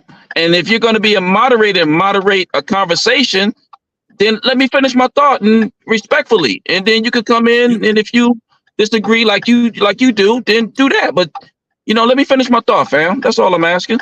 Okay, and I will acknowledge that probably did trigger me because I just got done saying that this was not a conversation about religion. This was a conversation about science, and immediately the next thing that happens when you go right back to the subject that I'm not talking about, then yeah, I probably flipped up. So yeah, if I raise my voice out of that sentiment, then I apologize. But yeah, I get triggered and I don't apologize for it. Well, I don't apologize for getting triggered, but I do apologize when my behavior is out of line when it pertains to the conversation. And all that moderator stuff. Let me tell you one more thing, just so y'all know. I did that 100% moderator stuff a few years ago. That'll never be me. I'm gonna be a moderator, but I'm still gonna be in this conversation at all times. So understand that I ain't never just gonna be, oh, you the moderator. No, I'm in this conversation and I'm moderating. I'm gonna come out and come back in for my headpiece. Sorry about that, man. I'm gonna come out and come back in. Okay. So yeah, just I'm always wearing 2 hats now because I did that. We had that conversation before where I let my moderator hat stay on too hard and I let people say some slick shit, and that ain't gonna happen no more. I promise you that. Facts. But I enjoy the conversation. That's not even like if y'all think I'm getting like if y'all think I'm getting personal, y'all just ain't never seen me be personal. If you ever seen me be personal, you would know that this is not personal at all. This is just me arguing points. This is, or maybe I'll say this, Yehukanan and Smack, if you feel this way, maybe, and even Nikki, y'all might be getting soft. Because this is how we used to go at it all the time back in the day. If anybody offended by this conversation, then you might be getting soft. It's not soft. It's just eventually we know where to place this energy and where not to place this energy. And it's not a conversation about religion, but in getting to the literal nuts and bolts of why we believe what we believe, this is part of, as the masses, as the whole, why we believe what we believe or not, and the science behind, the religiosity behind. Like the word religion in the topic wasn't even about religion per se, but it's the hardcore ingrainedness as to why we subscribe to what we subscribe to. And we're not going to sit up here and act like religious people don't subscribe to things differently than non-religious people. Whether you've come to an awakening and received different information and have changed how you believe, or the depth in which you believe, or the religion to how you believe. There's still the foundation of believing, right? And that's not going to change. And so for people like me, I can't use anybody else as an example. I'll say myself, for people like me, this is the challenging part when you get into having conversations about why we believe what we believe, because believers and non-believers, there's a disconnect. And oftentimes we are met by y'all, people saying, well, I don't care about those parts. And that is honestly a really cheap way out of this conversation. Well, I don't believe in it. Well, that's convenient for you, but what about the rest of us who are looking for truth, who are seeking truth, who want transparency and real information? Because what we do know is we've all been lied to a fucking lot. So if we're trying to come into a belief system or expand our belief system or challenge our belief systems, we need whole pictures. We need whole truths. You might not care about flat earth, but you deserve to know you've been lied to and why. You might not care about NASA going up or NASA not going up, but you deserve to know why, because you certainly were taught a certain way and you believe that, but you don't care to believe in the shit that we talk about. And in all actuality, there's a slew of research and documentation to back up a lot of different things that each person believes in. If you don't care, that's okay. You don't have to get engaged in conversations about stuff you don't care about, but we're talking about the science of why we believe what the fuck we believe. And there's problems as to why we believe what we believe when we force-fed lies. It just makes it real hard. Nikki, now, as far as you talking to me, you're not being fair. You're not being fair. I'm not being fair. No, you're not, and I'm gonna tell you why. You know, and I know we've had these type of conversations before, and you've directly expressed to me how you feel about these conversations. I can go on 4 hours with this for real. And matter of fact, a few months ago, but you've expressed to me how you feel about this the conversations when it pertains to this topic. And for that reason, out of respect, I not stay away from these topics. When it comes to spirituality, talk about religion. But I purposefully stay out of this out of respect for you. So hold on. The reason that I'm saying it's not fair is because even when people, I don't try to skate people away from having certain conversations, but what I wanted to do is I wanted to keep this as an objective conversation about the structure of a belief system versus religion itself, because I know how you feel about it. So when I get accused of deflecting, when I'm trying to be respectful to the person who said how they feel about it, that's not fair for you to double down on that when you know I'm doing this based off of a lot of the things that you said. That's not fair. Q, two things can be right at the same time. Q, two things can be right. You can be respecting my beliefs behind religion and why I don't like to talk about it, because this is what happens. But at the same time, we can still talk about it because we're talking about it. But when I feel as though there was deflection happening because there's half of us that believe one thing and there's half of us that believe another thing. No, and maybe deflection is the wrong word, but that's how I felt. But so because of the energy that is felt in this conversation, this is why I try to keep us away from the fucking topics of religion, because for people who believe in religion, you're usually gonna fucking trump the people that don't believe in religion, and then it turns into, well, I don't care about this, I don't care about that, I don't care about this, and Denise it's like a no-win situation. We weren't even talking about that. Can I say this real quick? I'm sorry, Smack. To be clear, I don't use the term. I didn't say that correctly. I said I don't care. I guess the term that what I really meant to say is like I don't have an allegiance to whether it's true or false. Is mainly what I'm saying. I don't even have a bias to it. So when I say I don't care, I kind of carelessly said that, but what other people believe and don't believe, it doesn't affect me. Because I hope that what I believe doesn't affect other people. The only time that I am ever affected by anyone's belief or non-belief is when someone is being harmed. If no one is being harmed, it just doesn't, I'm not gonna have an emotional response to it. I think where things got lost is because we're talking about religion, but we're not talking about, it's like two conversations are happening right now. One group is talking about your religious beliefs, and another group is talking about a belief system around maybe a particular, at least that's how it feels. Because I'm not even talking, I'm not even talking about the actual religion itself. I'm just saying, how do you, like, let's just say we take religion out of it, and we were talking about a book, Like if we went back to the Batman thing and we were like, this is the book about Batman and this is supposed to be a true story, and some of these chapters are supposed to be removed. I tried to use that as an example when they used it. Yeah, like you know, like so I'm saying, like I'm bringing that back up. Like Right. if we just kept it as strictly Batman, and this is no religious anything, talk about then Batman, why are right? we bringing up these other chapters if we don't even believe that this is a fictional book? You know what I mean? That was my only, or like, why are we bringing? Do we think that the other chapters are true? I think that's been answered numerous times by both Smack and I. Go ahead, Smack. Man, I really want to touch on that Batman shit, but I'm gonna try to keep moving.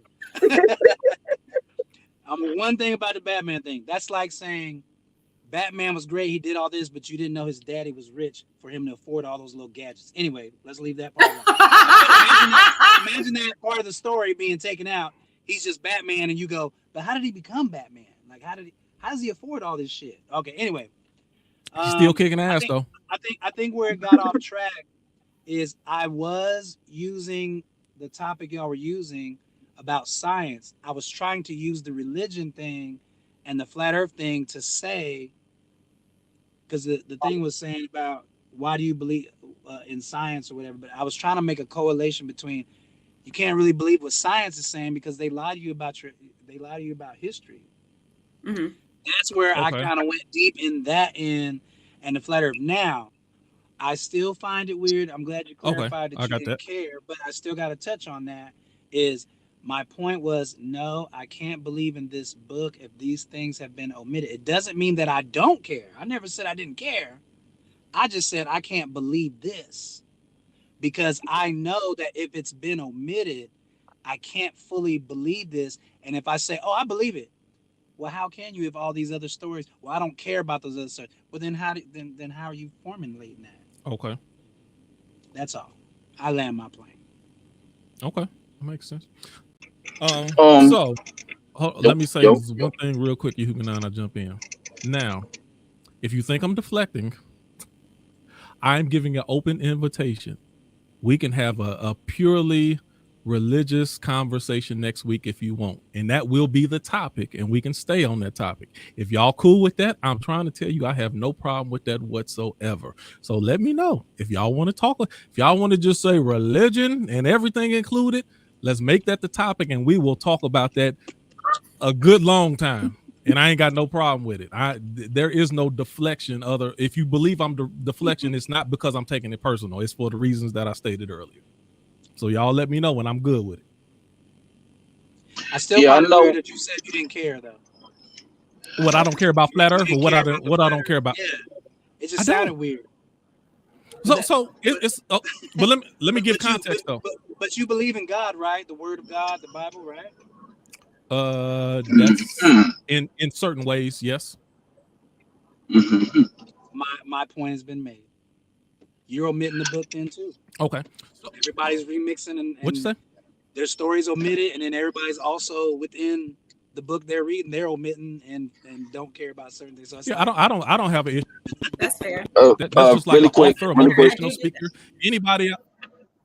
Okay, see, now you cut me off again. Go ahead, sir. All right, go ahead, finish your thought, man. You know what's going on. No. I'm letting you know what's happening, so you don't think I'm doing something strange. Go ahead.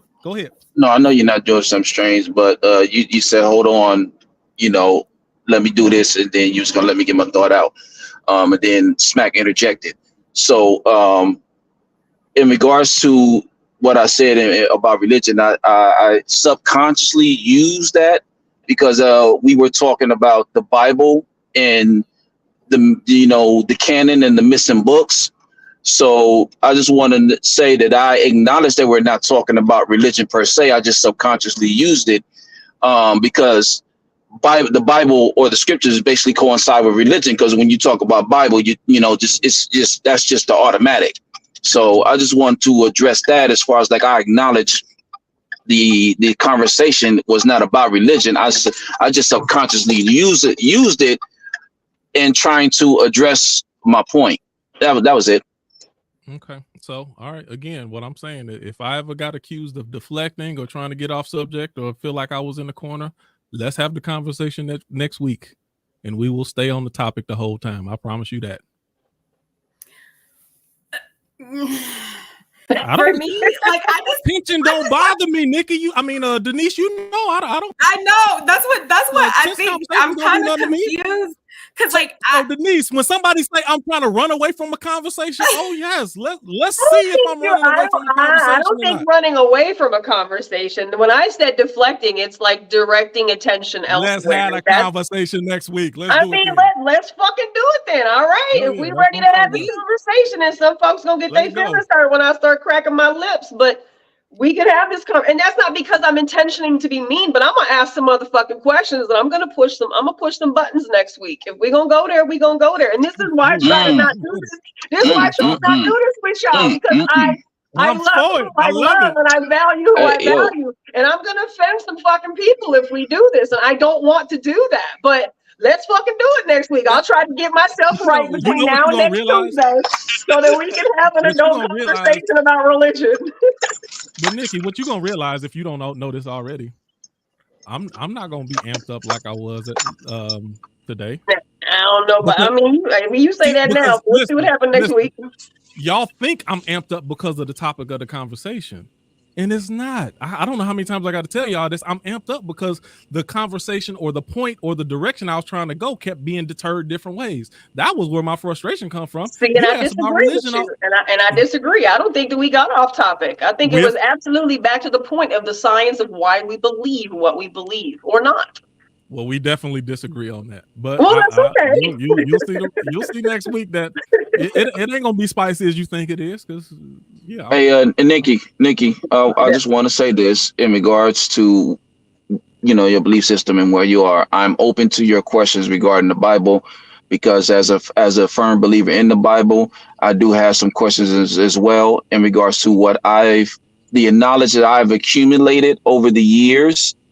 And actually becoming like a actual scholar in regards to the Bible is concerned, and the historicity, the cultural background, and the references and things that tie into it. I'm willing to unpack it with you in regards to the questions you may have, because there is some information that I have that you may not know in regards to what I have read up to this point. I'll just leave it at that. And I appreciate that, because Smack too. I've been searching for a long time. I mean, I know a lot of people think I'm just this, anti-fucking God believing heathen out here, but like, I promise I'm not. I've been looking for answers for a long time, and I believe there are answers out there. I do. I believe that they're literally there. We're not the first people here. This isn't the first time we've done this, and I also believe in some of the things that you see obviously written that are coming true. So I'm not going to sit here and bash all religions, because that's not what I do. But getting into the science of why they are what they are, and why we believe in them, and how we're force-fed to believe in them, and how those of us that don't believe in them are punished consciously and subconsciously by those who do. This is where the struggle between believers and non-believers comes in. So there's a huge rift between us. We are more acclimated to accepting y'all as opposed to, and I say y'all, right? Believers versus non-believers. As non-believers are to accepting, as believers are to not accepting as non-believers. And that's my experience as a non-believer dealing with believers. I disagree with that. It will be a very good conversation next week. If it doesn't have to. It's not supposed to be a beat up type session, but I'm definitely going to ask questions that. Yep. Might not make people happy. I'll say to your credit, or to your point, that there are answers out there to your questions. The difference is that we got to search for those answers, because nobody's going to give it to us. It laid on the silver platter like that. We got to go search. And that's why I made those 2 scripture references: study to show yourself approved, and prove all things, because we are so comfortable in our comfortability that when it becomes uncomfortable, we get a little bit triggered or uneasy on edge, because it challenges what we believe in. Yeah. I think that's true. Can I say, I think that's true for both sides, because I've even, and to be fair, Nikki, I have had conversations with other Christians about how I believe, and they have that same reaction of like, what? Like, how can you, how can you say you believe this and don't, like, I get that reaction all the time. I believe it. It goes to my earlier point hold on, Smack, I'm gonna let you go. But it goes to my earlier point of what I was saying is I don't always have all the facts for why I believe something. It is very much like through trial and error. I tried this thing, it worked. I tried chanting before, and that's Buddhism, that worked. I've tried doing using African spiritual practices, and that's worked. I've tried Christian things, and that's worked. So what I do in my life is I take the things that work and the things that don't work. Brazilian jiu-jitsu. Brazilian jiu-jitsu. I said Brazilian jiu-jitsu. There was a time people would practice karate. Some people practice wrestling. Some people practice taekwondo. And eventually they said, let's take the things that work out of all of these practices and get rid of the stuff that don't work. That's why you don't see people wear the gis, the little uniforms that don't work, that get your ass beat. It's certain things, it's certain type of they said like we're gonna get rid of the stuff that don't work and we're gonna keep the stuff that's Brazilian jiu-jitsu. They keep everything that works and get rid of the stuff that don't. And it works the same way. So that's Denise, why when people can I actually say this and I'm gonna be done? That's why when people ask me, like, I don't really claim a religion because I can't. I'll just say that I'm a spiritual person. And that's just kind of how I move throughout. Spiritualism is Satanism. That's your opinion. But we have to write that down and save that for next week because that's some shit I don't even identify. Maybe we need to research that. Yeah. But I know where it's coming from. That's why it's a lot of nuanced stuff. I know where that phrase comes from. So people like I don't spend my time trying to convince people what to think. I can only tell people about my experience, and I don't expect people to think like me. The only time I'm ever sharing any information from like a spiritual practice or anything like that is to share what's helped me, and then maybe you can try it and see if it helps you, and if it doesn't, be done with it. You know what I mean? Like that's how I felt. Like I have a whole song about questioning God, and I got some slack from that for saying like maybe if you knew who God was, he wouldn't be so cruel. So I'm not going to be offended in certain conversations. If you read the book of Psalms and you saw David, who God said was after his own heart, he spent half of the Psalms questioning God. Yeah. So I could never like all the stuff he went through. Yeah, I could never be offended for someone questioning God or questioning why I would believe in God. Like I would never. The book of Job, he questioned God for 3/4 of the book. To everything that I even believe in, to even like that's crazy. Because then at the end of the day, like what I do know is I know y'all. I know I love y'all. So it's like that is something I know. So I'm not going to argue and create an issue. You think you know. Based on something that we technically don't really know. Well, what I wanted to tell you know what I'm saying? We're gonna get into that bottom line next week.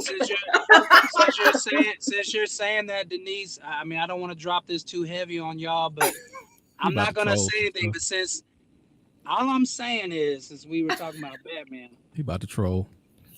You ain't never seen me and Batman in the same place at the same time. I told you. That's what I'm gonna say. So, basically, Smack is our savior, and that's what this whole thing is about. And I'm here to awaken y'all, and y'all are failing miserably. The missing chapter is Smack. The missing chapter.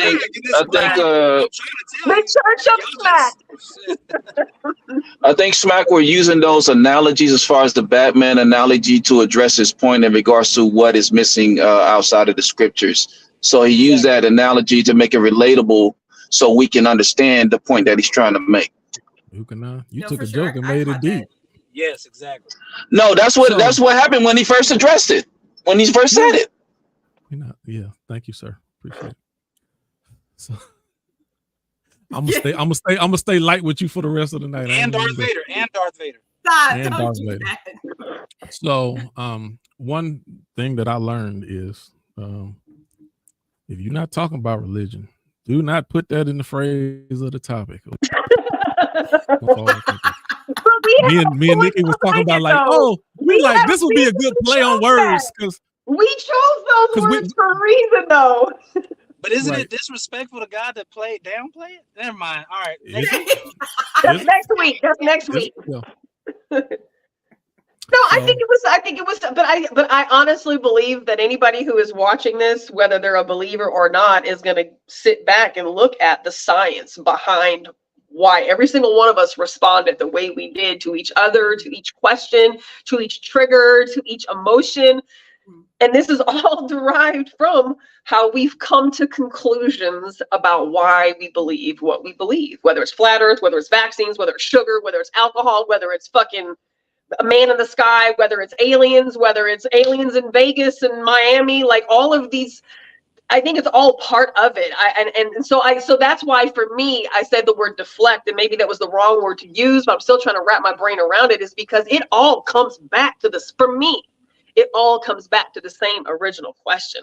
It wasn't about like dividing traffic and getting stuck in the weeds and going off topic. I think for me anyways, I understand this as the original purpose of why we did this, of why each one of us believes, why we believe what we do or don't believe what we don't believe or question shit. Like, it just happened to be we fucking got stuck on flat earth and goddamn Darth Vader. Like, we just got stuck there. We didn't get much further. I am your father. What'd you say? No. Yes. Yeah. From a topic standpoint, I'm disappointed. You cheated on It was a good conversation. Yes, that's from a topic standpoint, you're disappointed? Oh yeah, we didn't really touch the science aspect of it barely at all. So that but, good conversation. It don't matter. Good conversation. It's fun. I mean, what in 2 seconds? What do you? How, if you could have crafted this another way, or what was your expectation, or what were you thinking was going to happen, or like how did you think that this would go? Like, what would have made it not disappointing? Like, where should we have maybe gone that we didn't go?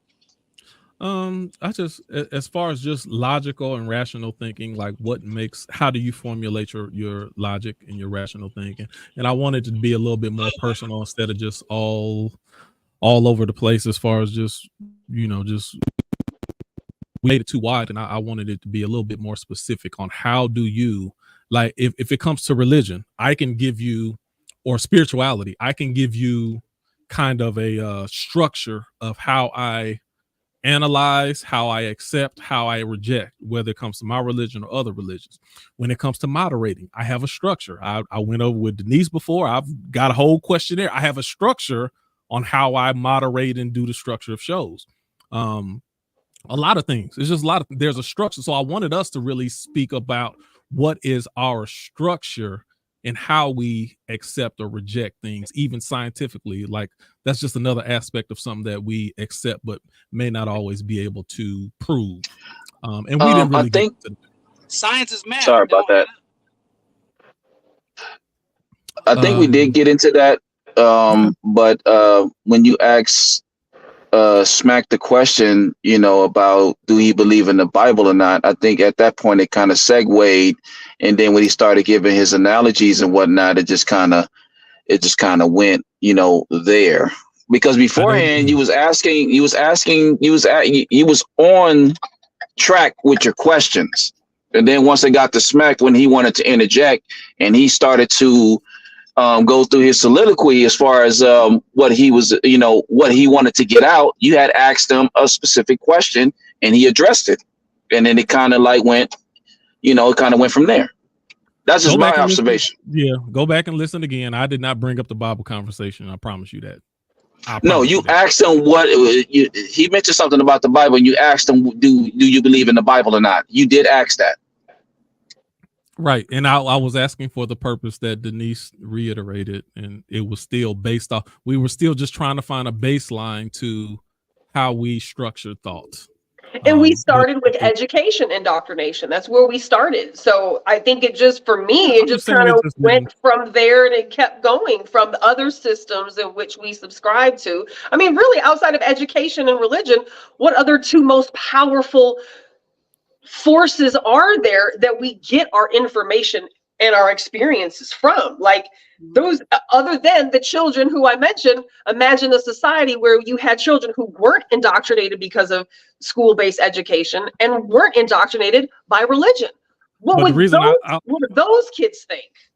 So the reason I think if I graded myself as a moderator, I give myself a D+ is because out of all the things, if we veer off, the last thing you want to do is in the topic that we were speaking of, the last thing you want to do is veer off into spirituality or purely emotions. We went into the purest thing that you cannot concretely define, which is spirituality, a belief system, or if we're talking about emotions, and we set in that area, which is totally the opposite of what we perceive as science. When Smack talked about numbers, things that are verifiable. If we would have stayed in that ballpark, we would have been doing better, but we went the totally opposite direction that really had zero to do with science. But actually, I was gonna tie it all in, but then you kind of asked me what I believed in. I was going somewhere with it, but it just didn't. Yeah, yep, that's what happened. But for me, even I still hear that as, you know, you asking me about Globe, right? And I said, well, these came from school. These came from what they taught us, right? Like, this is where these things, this is where these seeds of what we believe or what we believe to be taught or what we believe to be true or not. So this is where these things come from.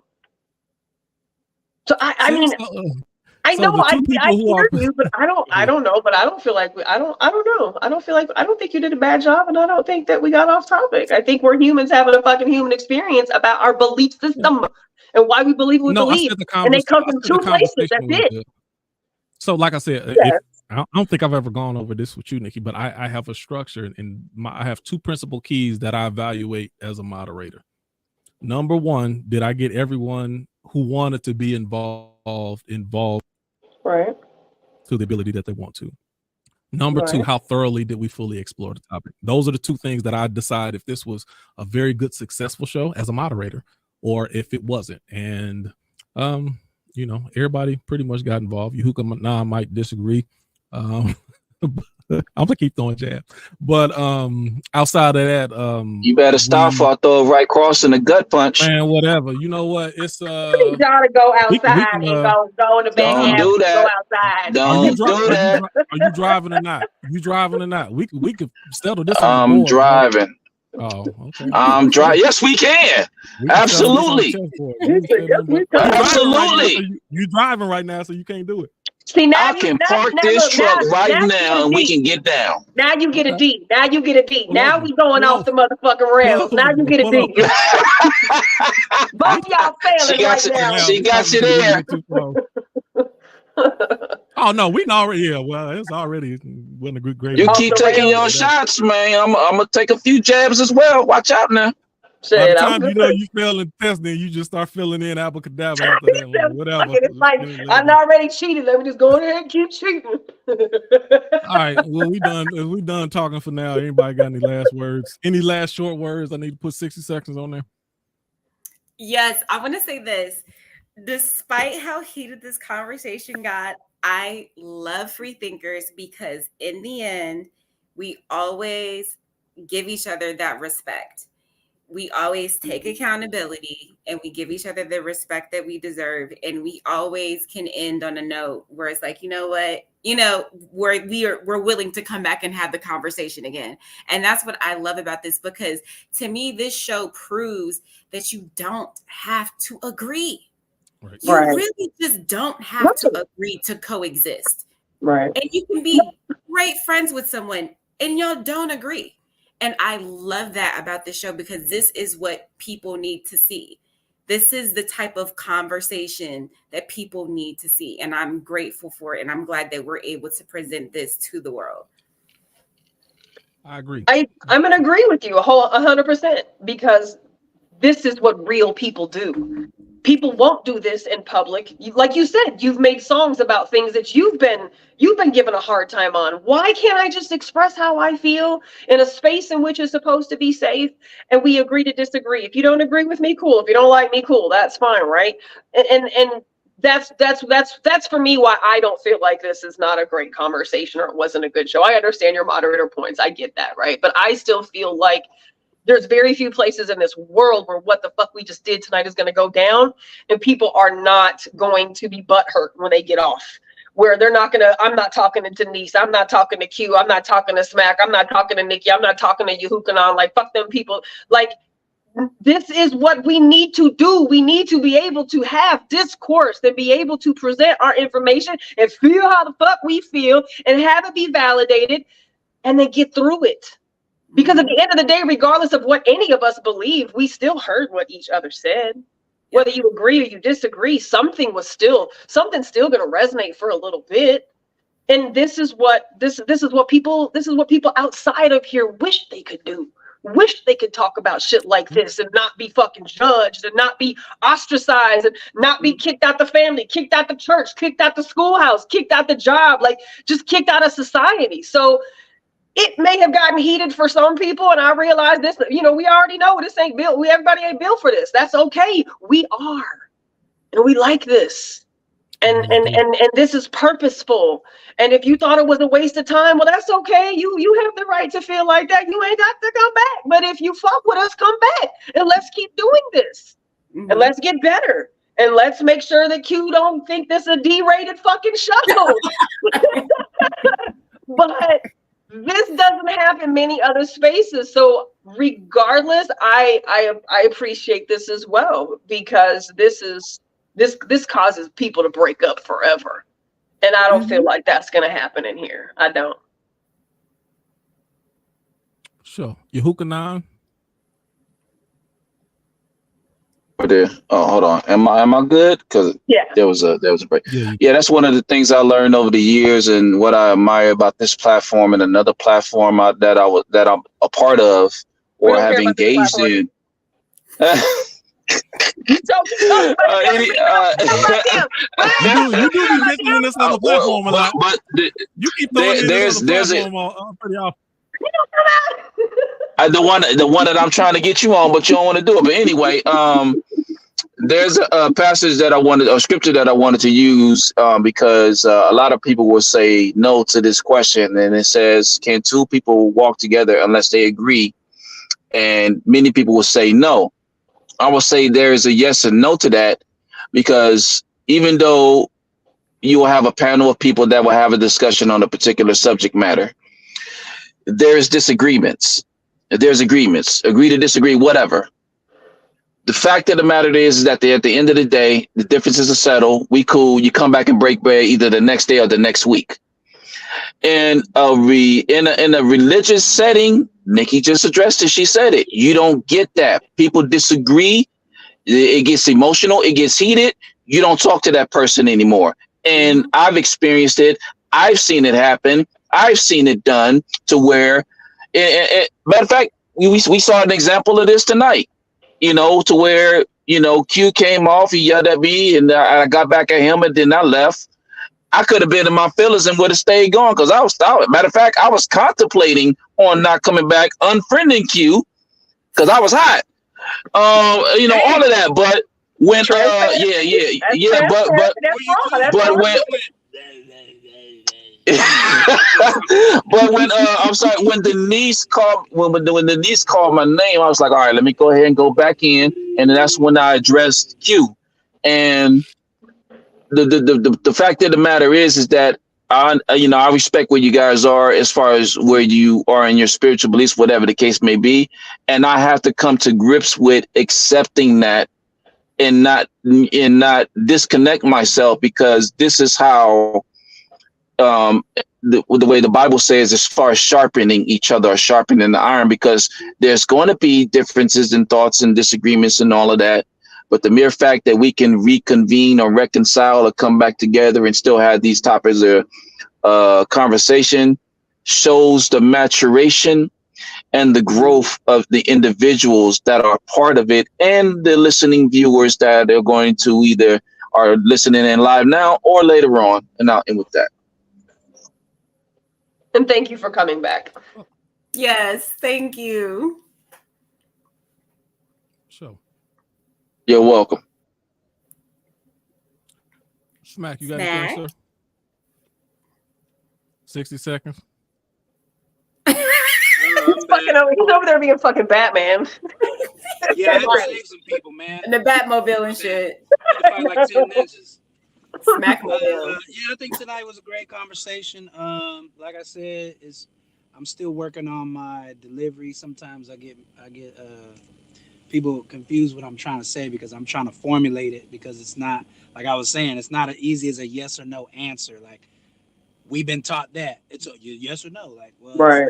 it's not really like that. You can't, you gotta. But yeah. Uh-oh, we cut out. We can't hear you, Smack. We can't hear you at all, Smack. There you go. What There you else? And I just love y'all, man. go. Oh, we love you. Y'all just keep being great. All of y'all are great, man. We all got great minds. We all believe different things. But like I always say, we're looking at the elephant from different angles, man. At the end of the day, we're just looking at it from different angles. Right. That's it. And the angle that you're looking at, if you're just going to base it on that angle, and I say, well, hey, man, there's this thing back here. And then Q says, well, I seen this other thing hanging. It don't look like, well, that might be the balls, nigga. I don't know. Whatever. But what I'm saying is, if we put them all together, it's a whole elephant. I see the big picture. And that's all, man. I mean, it's what it is, right? And there's nothing to say that, in a couple years, when I get older, and I'm, real old, I might be praying to Jesus then. I might be like, Jesus, sorry about all that shit I said. Please help me, Lord, because we see a lot of people do that. Or how you see these girls online, they were all booty shaking the club, and the next thing you know, they're just all religious now. Like, you caught something. That's what happened. You caught something, you was out there playing. Y'all know you out there playing, and now you are religious now because you done caught something. You caught the gift. They keep on giving. Bye, my bat plane. You want to ride? Bye, Smack. Be out there. We glad to have you back, though, Smack. We glad you joined us. Right, because if you ain't joined for no other conversation, you had to join for this one. Like, it's only right. Right. Better come next week too. Right. Nikki, you have anything else? No. What about you? How you feeling? No, I like I said, like I have two different hats on. Just from conversation standpoint, I did enjoy the conversation, and I think it was good. I honestly get concerned when we start agreeing and kumbaya and too much. Okay. I'm like, man, what's going on? We need to. I'm like, I don't like all this agreement all the time. I'll be a little upset about that. We agree too much. Hey, Q, I don't know if you saw the comment, but Demetrius put a comment and she was like, I'm not used to this. She was like, this must have been the free thinkers that y'all had before y'all came live. Right. And I was like, well. Yes, you are correct. And everybody can't handle that. And it's I mean, I'm joking, but a little bit, I'm like, I hope we didn't lose that completely. Like, I don't want to just because, and let me go a little bit deeper, that those are the conversations where I learn. Either I learn about people, I learn information, I learn interaction, even how to deal with people in situations. It's all of it's learning. So if that element goes away, then I can't say that I'll be completely happy about that. So I am good. I am glad to see that things were able to get spicy. We still stayed honest about how we felt, true to ourselves. Straight up. And then we came to a conclusion at the end. So I appreciate that. I disagree with Smack that in this conversation, I don't think we were all looking at the same elephant. I think a couple of us were looking at a giraffe and a couple of us were looking at an elephant. Maybe somebody's looking in the sky. I don't know. But I don't think we're all looking at the same elephant. And that was one of my issues. I'm like, this is not even what we're talking about. But that's just my thought about it. But I do I appreciate everyone. I did enjoy the conversation, and I think that's it. Just make sure y'all come next. And you know what? I say this is the last thing I say too. Whether it's directly spoken or implied, I do take some exception to, even when we're having certain conversations, people feel like they're trying to put me on, or like, I don't think anybody on here really knows what I believe. Like, So when you if you try to lump me into y'all church people, then you really have no idea what I believe. Right. I do a show with my sister. Me and my sister, we are total different as far as our belief system.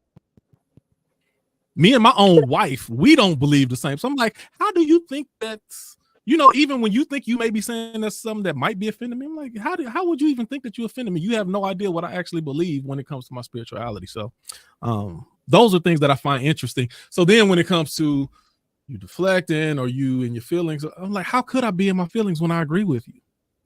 My only thing is we just not on the subject. I'm still looking at this giraffe and you looking at this elephant.